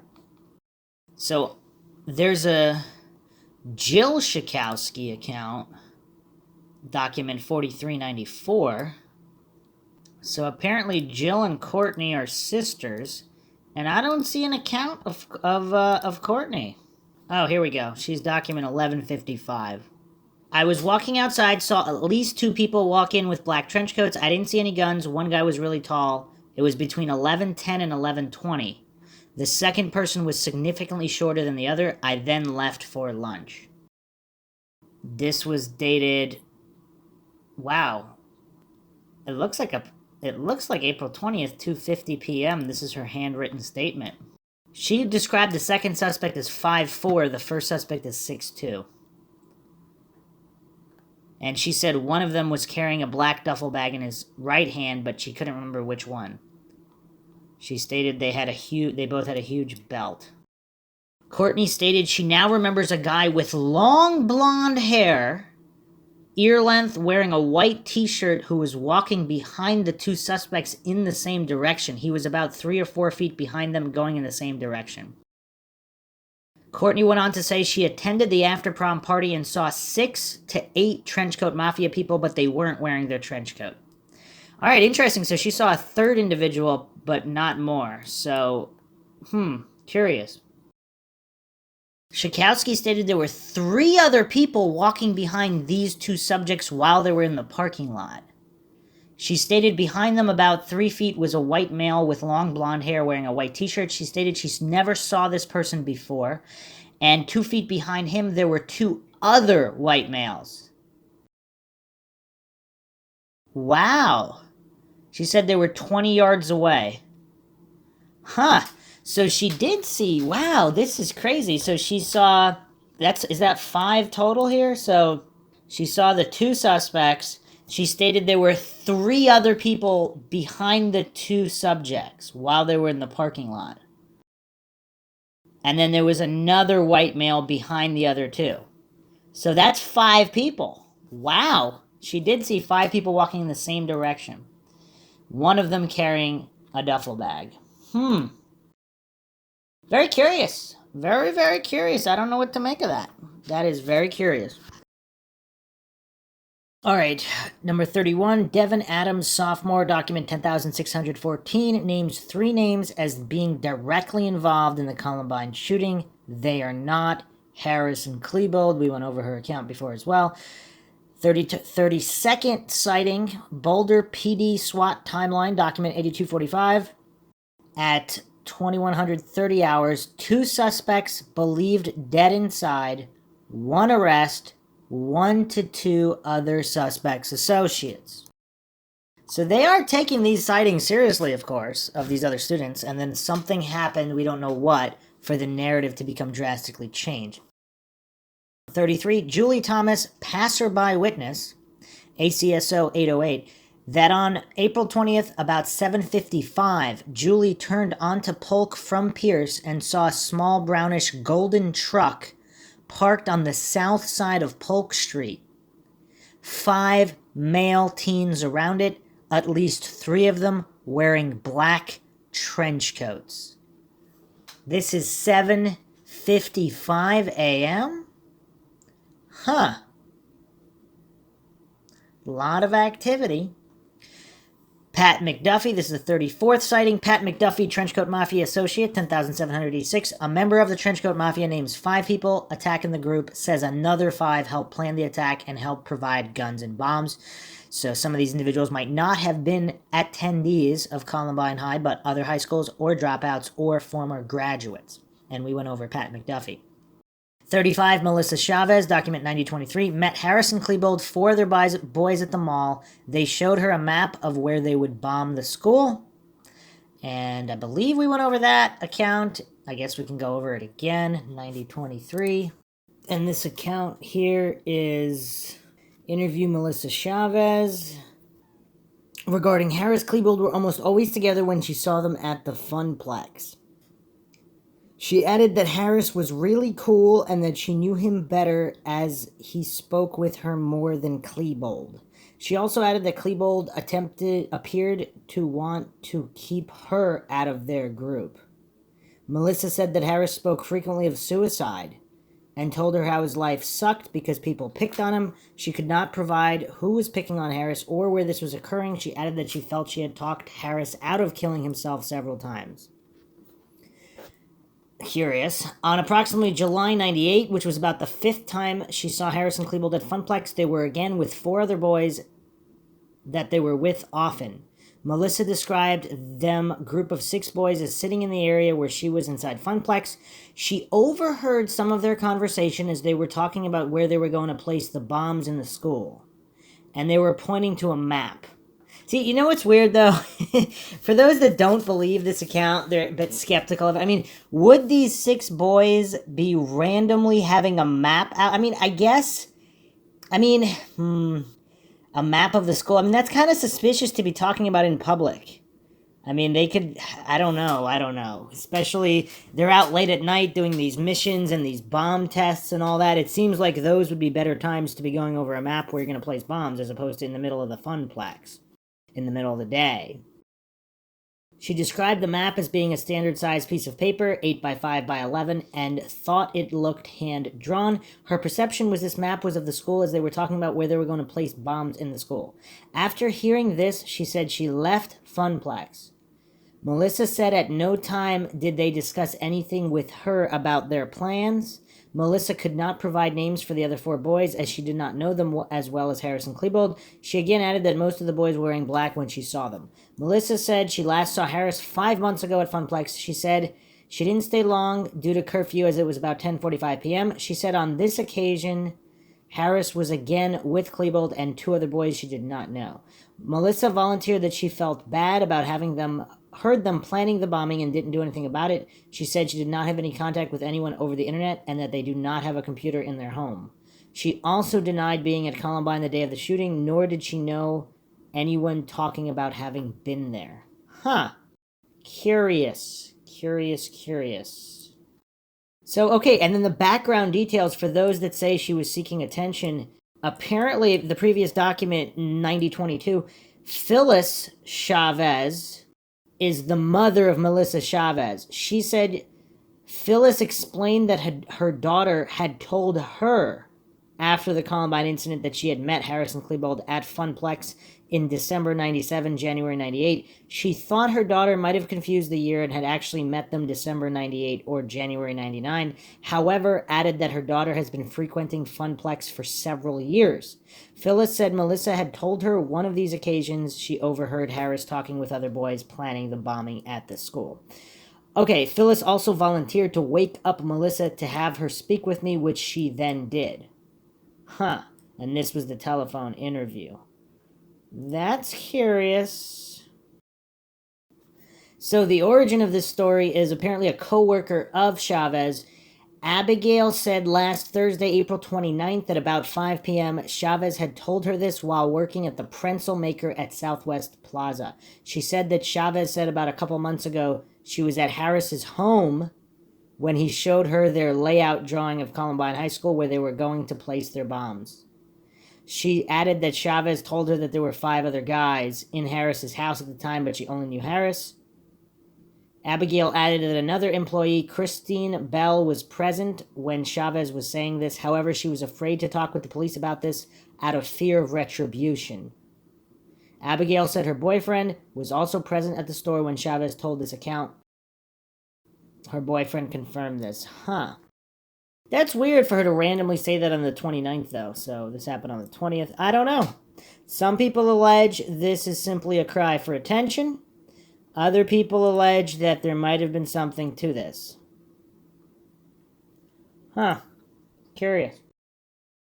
36th account, Tim Castle, Sr., 3416, tells police of 5 suspects. We went over that.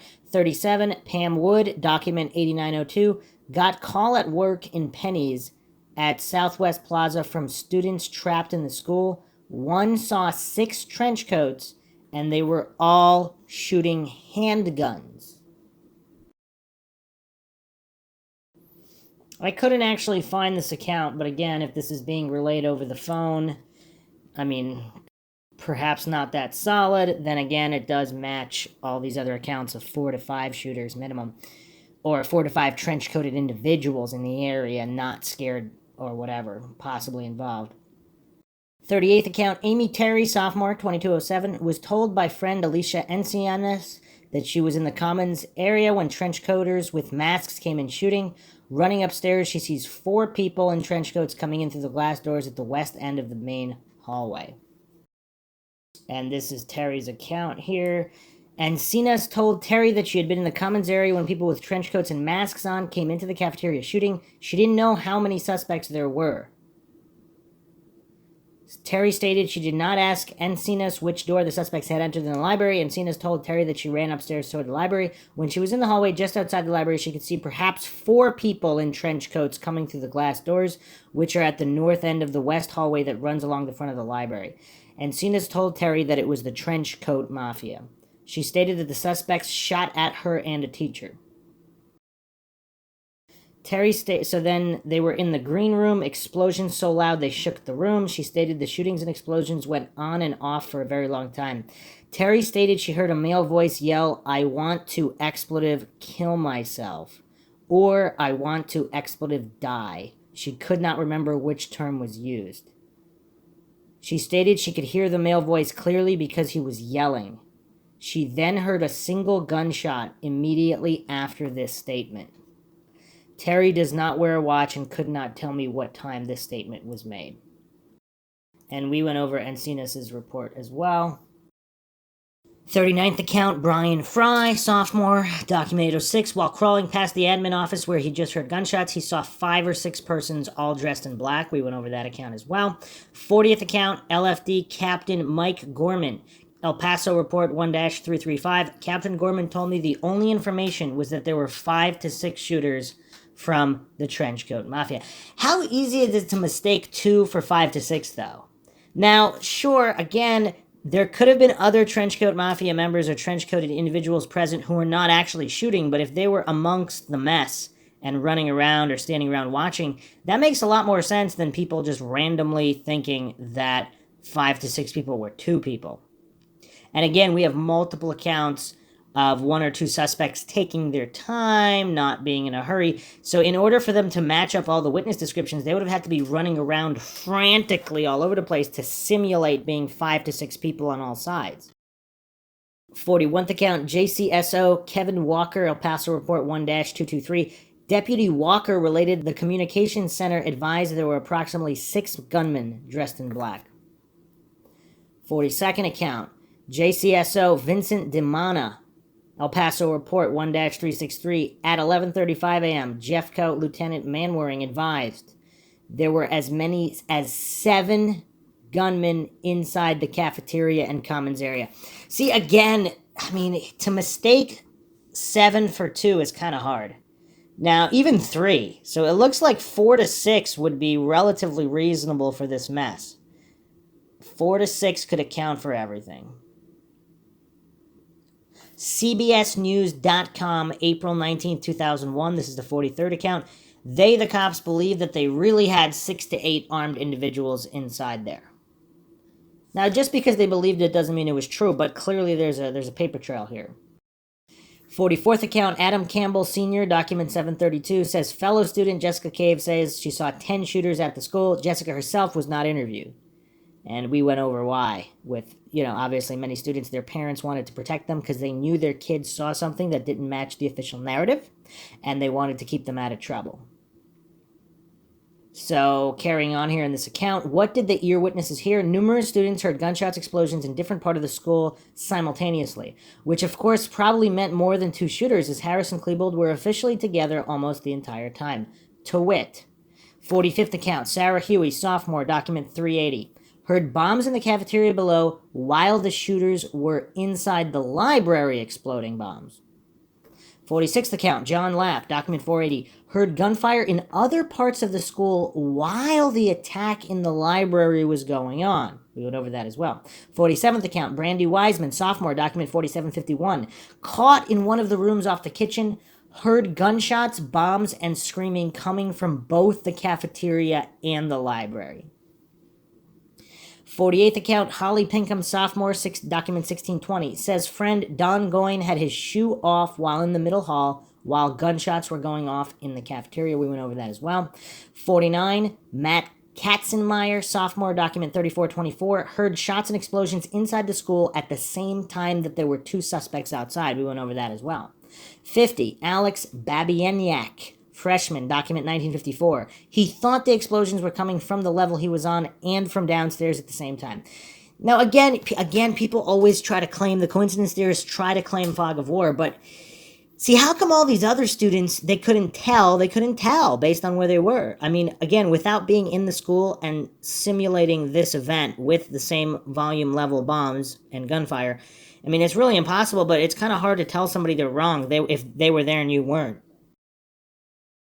51st account, Drew Lagorborg Jr., document 1999, ran west down South Hallway. There was a gunman at that end of the hallway, ran to the North Hallway. He heard a shooter down that hallway as well. We went over that account. 52, Josh Brinkley, sophomore, document 2528, heard shots downstairs, then different shots upstairs from two guns. 53, Jay Galantine, staff, document 3086, sees gunman by the library, runs downstairs where he hears more gunshots. Quote, all this time hearing gunshots all around me and above me, end quote. So gunshots where he was at and also above him. Okay. 54th account, Lindsay Wyant, sophomore, document 4799, heard shots in the cafeteria and the library at the same time. Now, Lindsay Wyant's account is curious. She drops a couple clues here. This report dated May 12th, 99, regarding this investigation. Reporting officer Locke met with Lindsay Wyant at her residence in reference to the Columbine shooting. So, okay. No time given here, but she said she went to the machine during lunch. There was nothing she wanted in one particular machine. Then she went into the machine located to the vending machine located by the food line. While there, she heard a male say, "Get off of me." And then the male say, "I'm shot, I can't feel anything." Lindsay said she looked outside, saw a male laying on the ground. Lindsay said before she heard the comments, she heard gunshots from outside but did not know where they came from.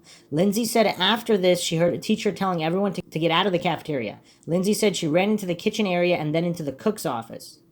It'd be also curious, were there two different events where a teacher yelled, "Get down," and another teacher yelled, "Get out"? Because how do we match all this up? Lindsay said that she was in the cook's office with numerous other students and they closed and barricaded the door so no one could get in. Lindsay said there were numerous people knocking on the door trying to get in, but they did not let anyone in as they did not know if they were the shooters or just other students trying to get into the office. Lindsay said she was in the office for approximately 2.5 hours until SWAT got them out. I asked Lindsay if she heard any of the shootings or explosions while in the office. She said she heard shots being fired from above and also heard shots coming from the cafeteria area. From above would be the library. Lindsay said when SWAT team got them out of the office, they ran through the cafeteria to a window. Then they crawled out the window, ran next to the wall of the school to a fire truck where they were taken out of the area. I asked Lindsay if she ever saw who was going into the school. She said no, she did not. I asked Lindsay if she saw two large duffel bags in the cafeteria. She said no. I asked if she knew who Eric and Dylan were, and she said no, she did not. She said she had seen them around school but did not know them. I asked if she had seen them on Monday or Tuesday. She said no, she had not. I asked Lindsay if she left anything in the cafeteria. She left a backpack. Okay. I asked her if she had seen or talked to any of the Trenchcoat Mafia on Monday or Tuesday. She said no. I asked her if she heard anything from anybody regarding other suspects, bombs being made, or buying of guns. She said she heard a rumor that Redacted was a part of this and had left before the shooting. So I don't know if this is Robert Perry, Chris Morris, Brian Sargent. Who's she talking about here? I asked who told her this. She said it was just a rumor that she heard.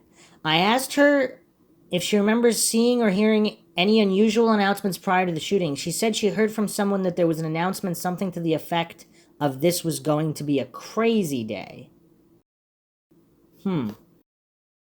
I asked her if she had any information on the Trenchcoat Mafia. She said she really doesn't know anything about the Mafia except that it was bigger last year than this year.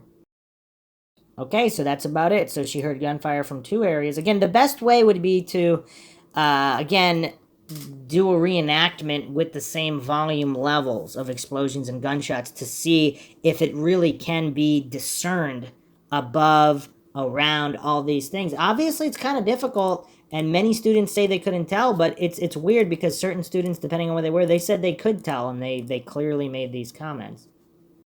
55th account, Evan Todd, sophomore, document 8826, heard bombs in other parts of the building while Harris and Klebold were in the library. Accounts 56 and 57, Dewada Perez and Jessica Holiday, seniors, 9923, heard gunshots elsewhere while shooters were in the library. So it states here in this document, this is document 9924, Perez and Holiday then said everyone who could get out ran out of the library. Both Perez and Holiday said they saw both of the suspects' faces and could positively ID them. Perez and Holiday said they were white. Perez and Holiday said that while Klebold and Eric were in the library, they could hear more gunshots elsewhere in the school. Let me repeat that again for the coincidence theorists. Holiday and Perez said that while Klebold and Eric were in the library, they could hear more gunshots elsewhere in the school. Okay. Nothing to misinterpret about that. And again, they weren't the only ones. Again, that's what makes this hard to dismiss, because it's not like we're talking about one or two people possibly misremembering in the fog of war. We're talking about dozens and dozens of accounts here.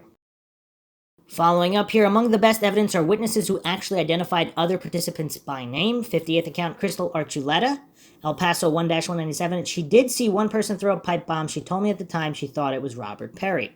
59th account, Seth Dubois, freshman, El Paso 21-125. Seth told Catherine Carlston that Robert Perry was seen shooting a girl in the back while leaving the library. 60th account, Wade Allen Frank, Sr., El Paso 1-91. Mr. Frank told me that he thought originally one of the individuals doing the shooting was someone by the name of Robert. He stated that this person was tall, approximately 6'3", kind of awkward and gangly. 61st, Brian Fry, sophomore, El Paso 25-69. He stated that the person he had previously believed to be the shooter was Robert Perry.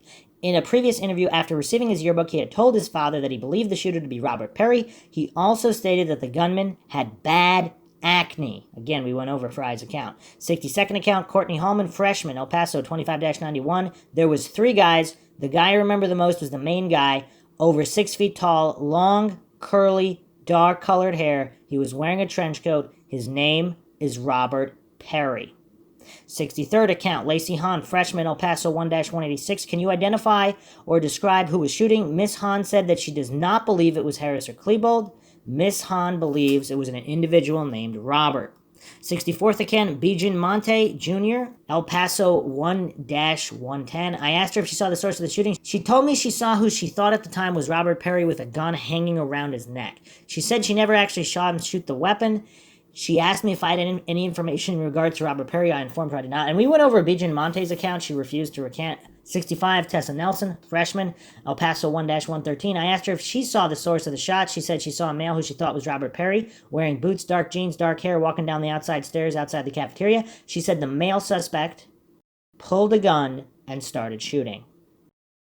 66th account, Caitlin Sue Place, freshman, El Paso 21-25. Kate said it was redacted. I'm almost positive of it. I remember looking him dead in the eye. He was in my debate class. Dylan kind of looked like Robert, but Dylan didn't have the long face. Robert's teeth are messed up, and he was smiling, and I saw his teeth then. Kate said that she has since seen pictures of Dylan Klebold and Eric Harris, and she said it's not one of them, referring to the person she saw shooting out on the Commons. She remembers him shooting Anne-Marie Hoshelter. Robert was just randomly shooting. Robert was still shooting. Kate said that Robert shot Anne-Marie before he smiled at Kate. She looked away and saw Jason Ottenreth trying to help Anne-Marie, dragging her away from Robert to the side. We went over her account as well. 67th account, Lacey Smith, Jr., document 4470. On the diagram, she depicts redacted as walking in through the doors past where she was sitting and going in about as far as the north end of the school store. It was at that time she heard the windows breaking. Then she realized she was hearing shots. She did not have any trouble identifying Perry when he walked by her. I asked Smith how sure she was that the person she saw and spoke with was redacted. I asked 90% sure, 50% sure. Her response was 100% sure. And she did not recant either. 68th, Brendan Hooker, Jr., 16,397 document. He turned around and observed an individual he thought was Robert Perry, ex-student of Columbine High, standing outside the door just to the north of the main entrance, shooting a pistol in his direction. Hooker described the individual he thought was Perry as 6'8" to 6'11" in height. Very skinny, tight black pants, black trench coat. Again, who's more likely to be 6'8" to 6'11"? Perry, who's 6'5", or Klebold, who's 6'3"?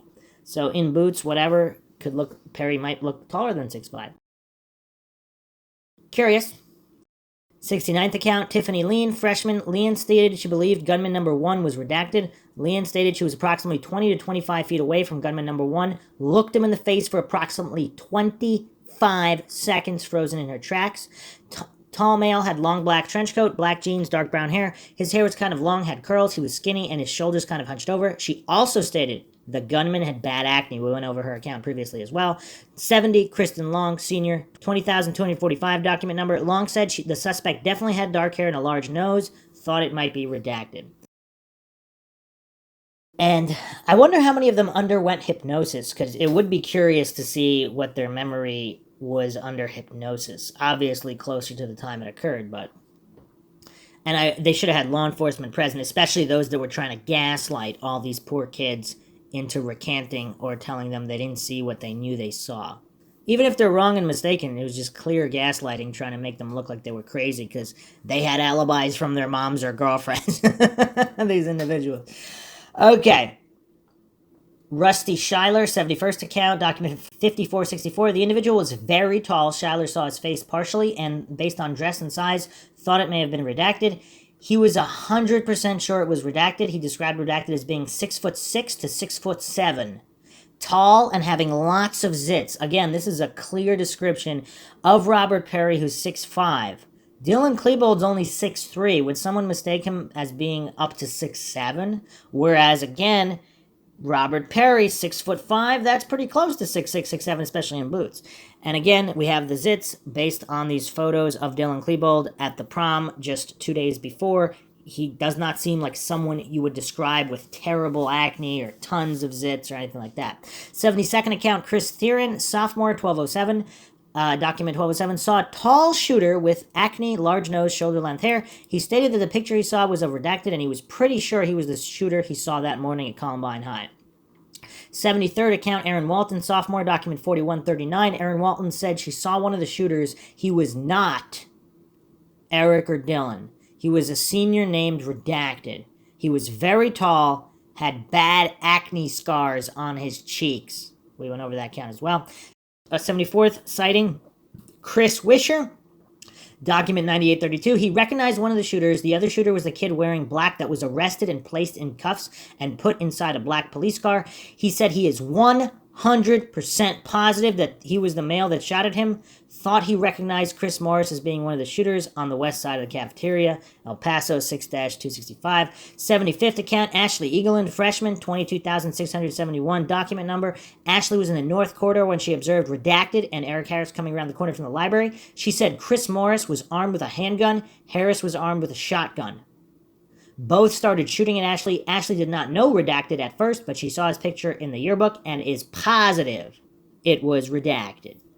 The 76th account, Liam Murphy, sophomore, document 3828. In the cafeteria, notices commotion outside northwest door. I saw a guy I recognized as Redacted. He was running. Joe Stair had his blonde hair down. It's past his shoulder. He's about 6 foot tall, skinny. He was wearing a long black trench. I saw nothing in his hands. He was observed a short distance from whatever was going on at the door. My thought was that Redacted was involved if there was a fight. Stair, named in the cafeteria map. Leah also immediately picked him out of a photo lineup. I asked Leah if she was certain this individual was Redacted. Leah said, "Oh yeah, I'm certain. I saw his face full on. I remember seeing his face completely." She said he stood in place for about 15 seconds. I remember him graduating last year. Again, clearly not Klebold or Harris. She remembers him wearing makeup on his face and hands, and because of that, he stood out from other students. Also, at least 4 ear witnesses heard the suspects refer to one of their number as Joe. This is Encinas, Haravel, McKenna, and Salazar. Document numbers 2943, 1927, 3525, and El Paso 21-224, respectively. 77th account, Kara Sander, sophomore, El Paso 25-203. Describes gunman as a pudgy, overweight, very full face, thick, bushy eyebrows. IDs him as Redacted. This is most likely Brian Sargent, who is heavyset with a round face, short dark hair and dark eyebrows. A copy of the Columbine High School yearbook page with Brian Sargent's photo is included in her interview. John Ungerland, document 1701, says Brian Sargent has a chubby face with is a big guy with bushy eyebrows. Saw him the morning of the... Sargent was wearing a short sleeve white button-up, a polo type, which of course a lot of people witnessed seeing instead of a regular t-shirt. 78th account, Jason Brem, sophomore, document 719. One of the shooters had a very round face, shorter than 5'11", not Harris or Klebold. We went over his account as well. 79th account, Mindy Pollock, freshman, document number 10,009. Sees one gunman outside west entrance holding a gun on the fence, dressed in a white dress-type shirt, short brown hair with a little bit of a gut. Pollock stated she recognized the lower number one gunman as redacted. Document 1095. We went over Pollock's account as well. 80th sighting, David Eagle, sophomore, document 1878. The guy with the gun had black hair, looked like it was spiked, shaved on the sides. It was also blonde on top. 5'9", about 18 years old. He has since seen pictures of Harris and Klebold on television. David said the person he saw did not look like the people he's seen on television. We went over his account as well. 81st sighting, John Vandemark, sophomore, document 2216. In the science hall, sees older shooter with dark hair, spiky with blonde tips. 82nd account, Aaron Walton, sophomore, 2243 document. In the science hall, she sees a suspect with short blonde hair like he was going bald. Older, in his 30s. How do you mistake Eric Harris or Dylan Klebold as a balding man in his 30s? I don't know. She's not the only one. 83rd sighting, Jen Small, sophomore, document 2182. In the science hall, sees Klebold and an older suspect between 25 and 30 years of age, blonde with a short, spiky, buzz-cut hair. 84th account, Nathan Enema, freshman, document 2359, identified redacted as possibly being the person he saw throw a pipe bomb during the shooting at Columbine High. Enema stated that he initially thought the person he saw throw a pipe bomb was redacted. 85th account, Katie Beer, freshman, document 6636. When the incident began at Columbine High School, she initially tried to get out of the school by going towards the main doors on the east side of the school by the administrative offices. However, she said she saw a third shooter next to these offices and that this third shooter shot out windows at that location. Katie Beer told him this third shooter may have been redacted. 86, Leanne Clark, freshman, document 1422. Clark told her that she saw who did the shooting in the cafeteria and that Clark identified redacted as the gunman. 87th account, Frank DeAngelis, school principal himself, document 8018. I also assisted the principal of Columbine who was having a hard time giving the pictures of possible suspects to the command post and was present when he looked at and identified one of the subjects he named. The male suspect was in custody of, I believe, Jefferson County Sheriff's investigator. So would this be Chris Morris? Possibly Dykeman? Possibly Robert Perry? Possibly Joe Stair? 88th account, Amy Evans, senior, 22205 document. Amy Evans said there was a third shooter and it was redacted. 89th sighting, Mark Hengel, Jr., document 5901. Hengel identified Klebold and redacted from a photograph in the attached 1A envelope.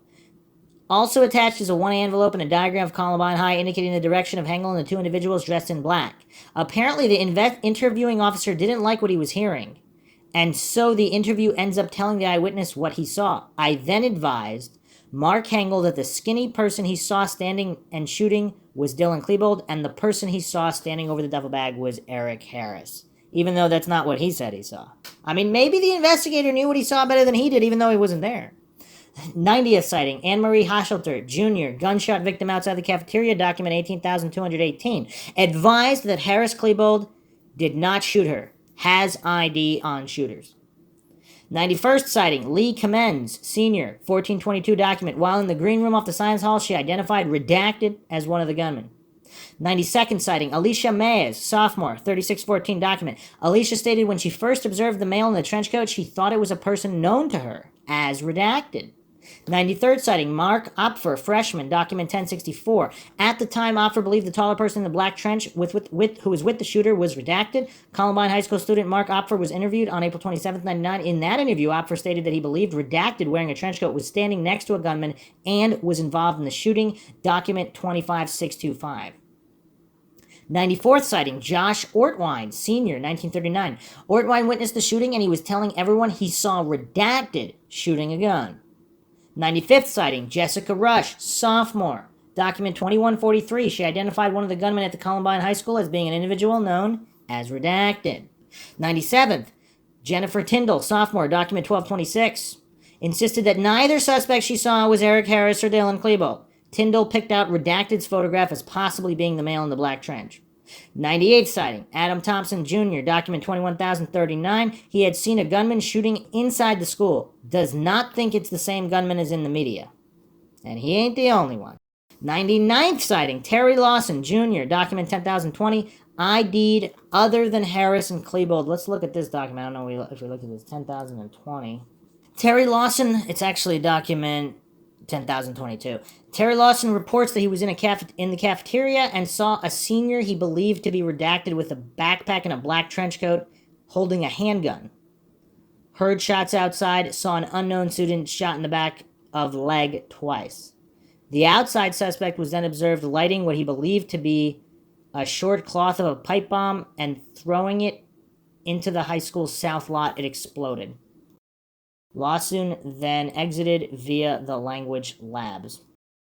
Okay, so another individual, not Harris or Klebold. 100th sighting. We are now on the 100th citation of a witness or communication in the documents so far released that do not match the official narrative. 100. We're not talking about a couple people. We're not even talking about one or two dozen. We're on 100 now. And there's actually a whole bunch more we didn't even get to. Monica Schuster Jr., document 19,470. Schuster saw a gunman but did not believe it was Harrison Klebold. This is the lead sheet here. Schuster was with Robin Anderson. April 20th, 99. They left school at 11:10 a.m. with Tammy Golden to go to the Dairy Queen, returned to school at 11:25 a.m. Interesting time. Anderson pulled into the senior parking lot, heard gunfire. They stayed in the parking lot until 3 p.m. Schuster saw gunman but did not believe it was Harris or Klebold. Schuster believes Anderson knew about the shooting because she bought them the guns. Per Schuster, Anderson was not acting herself prior to leaving the school to go to Dairy Queen, and urgent to leave the school and wanted to stay at Dairy Queen. What is kind of weird, though, why didn't she really put her foot down about, if she's the driver, it says Anderson pulled into the senior parking lot.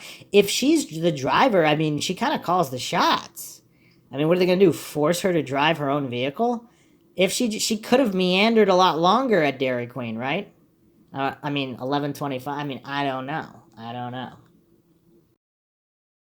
101. Casey Rugsiger, Jr., gunshot victim in the library, documentation 128. Rugsiger did not recognize the pictures of Harrison Klebold she has seen in the media as the gunman in the library. Now, a lot of people say, okay, well, it was definitely Harrison Klebold. Well, if they left the library and other gunmen came into the library, maybe did some shooting, maybe didn't even do shooting, maybe threw some bombs, maybe not, maybe just looked out windows.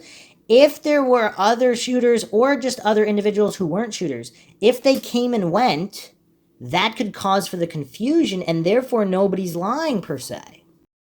Says she does not recall what the gunman looked like or what they were wearing. See, this is not a surprising response. She's a gunshot victim, or even if she wasn't a gunshot victim, in all of the panic and the bombs going off, the gunfire, if you didn't get a good look at them, you didn't get a good look at them. You might not even remember what they were wearing. Again, if human memory is very fallible.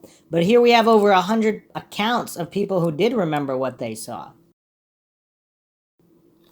And then, so this is the document 128 here. Rugsiger has never seen Eric Harris or Dylan Klebold before. Rugsiger did not recognize the pictures of Harris and Klebold she has seen in the media as the gunman in the library. So again, we don't have someone who's hallucinating they saw Robert Perry or not. She didn't know Eric Harris or Dylan Klebold. She says it didn't look like them. She doesn't really seem to be sure, but she just said she does not recognize the picture of Harris and Klebold. I mean, it'd be curious if they showed her other pictures. I don't know if they did. I mean, that would run counter to the narrative, but it would be curious. It would be curious if she looked at all the pictures, if she identified somebody else. So we just went over 100 accounts. Over 100 accounts. And the thing is, we're not even done. We're not even done. I mean, this is just crazy. This is absolutely crazy.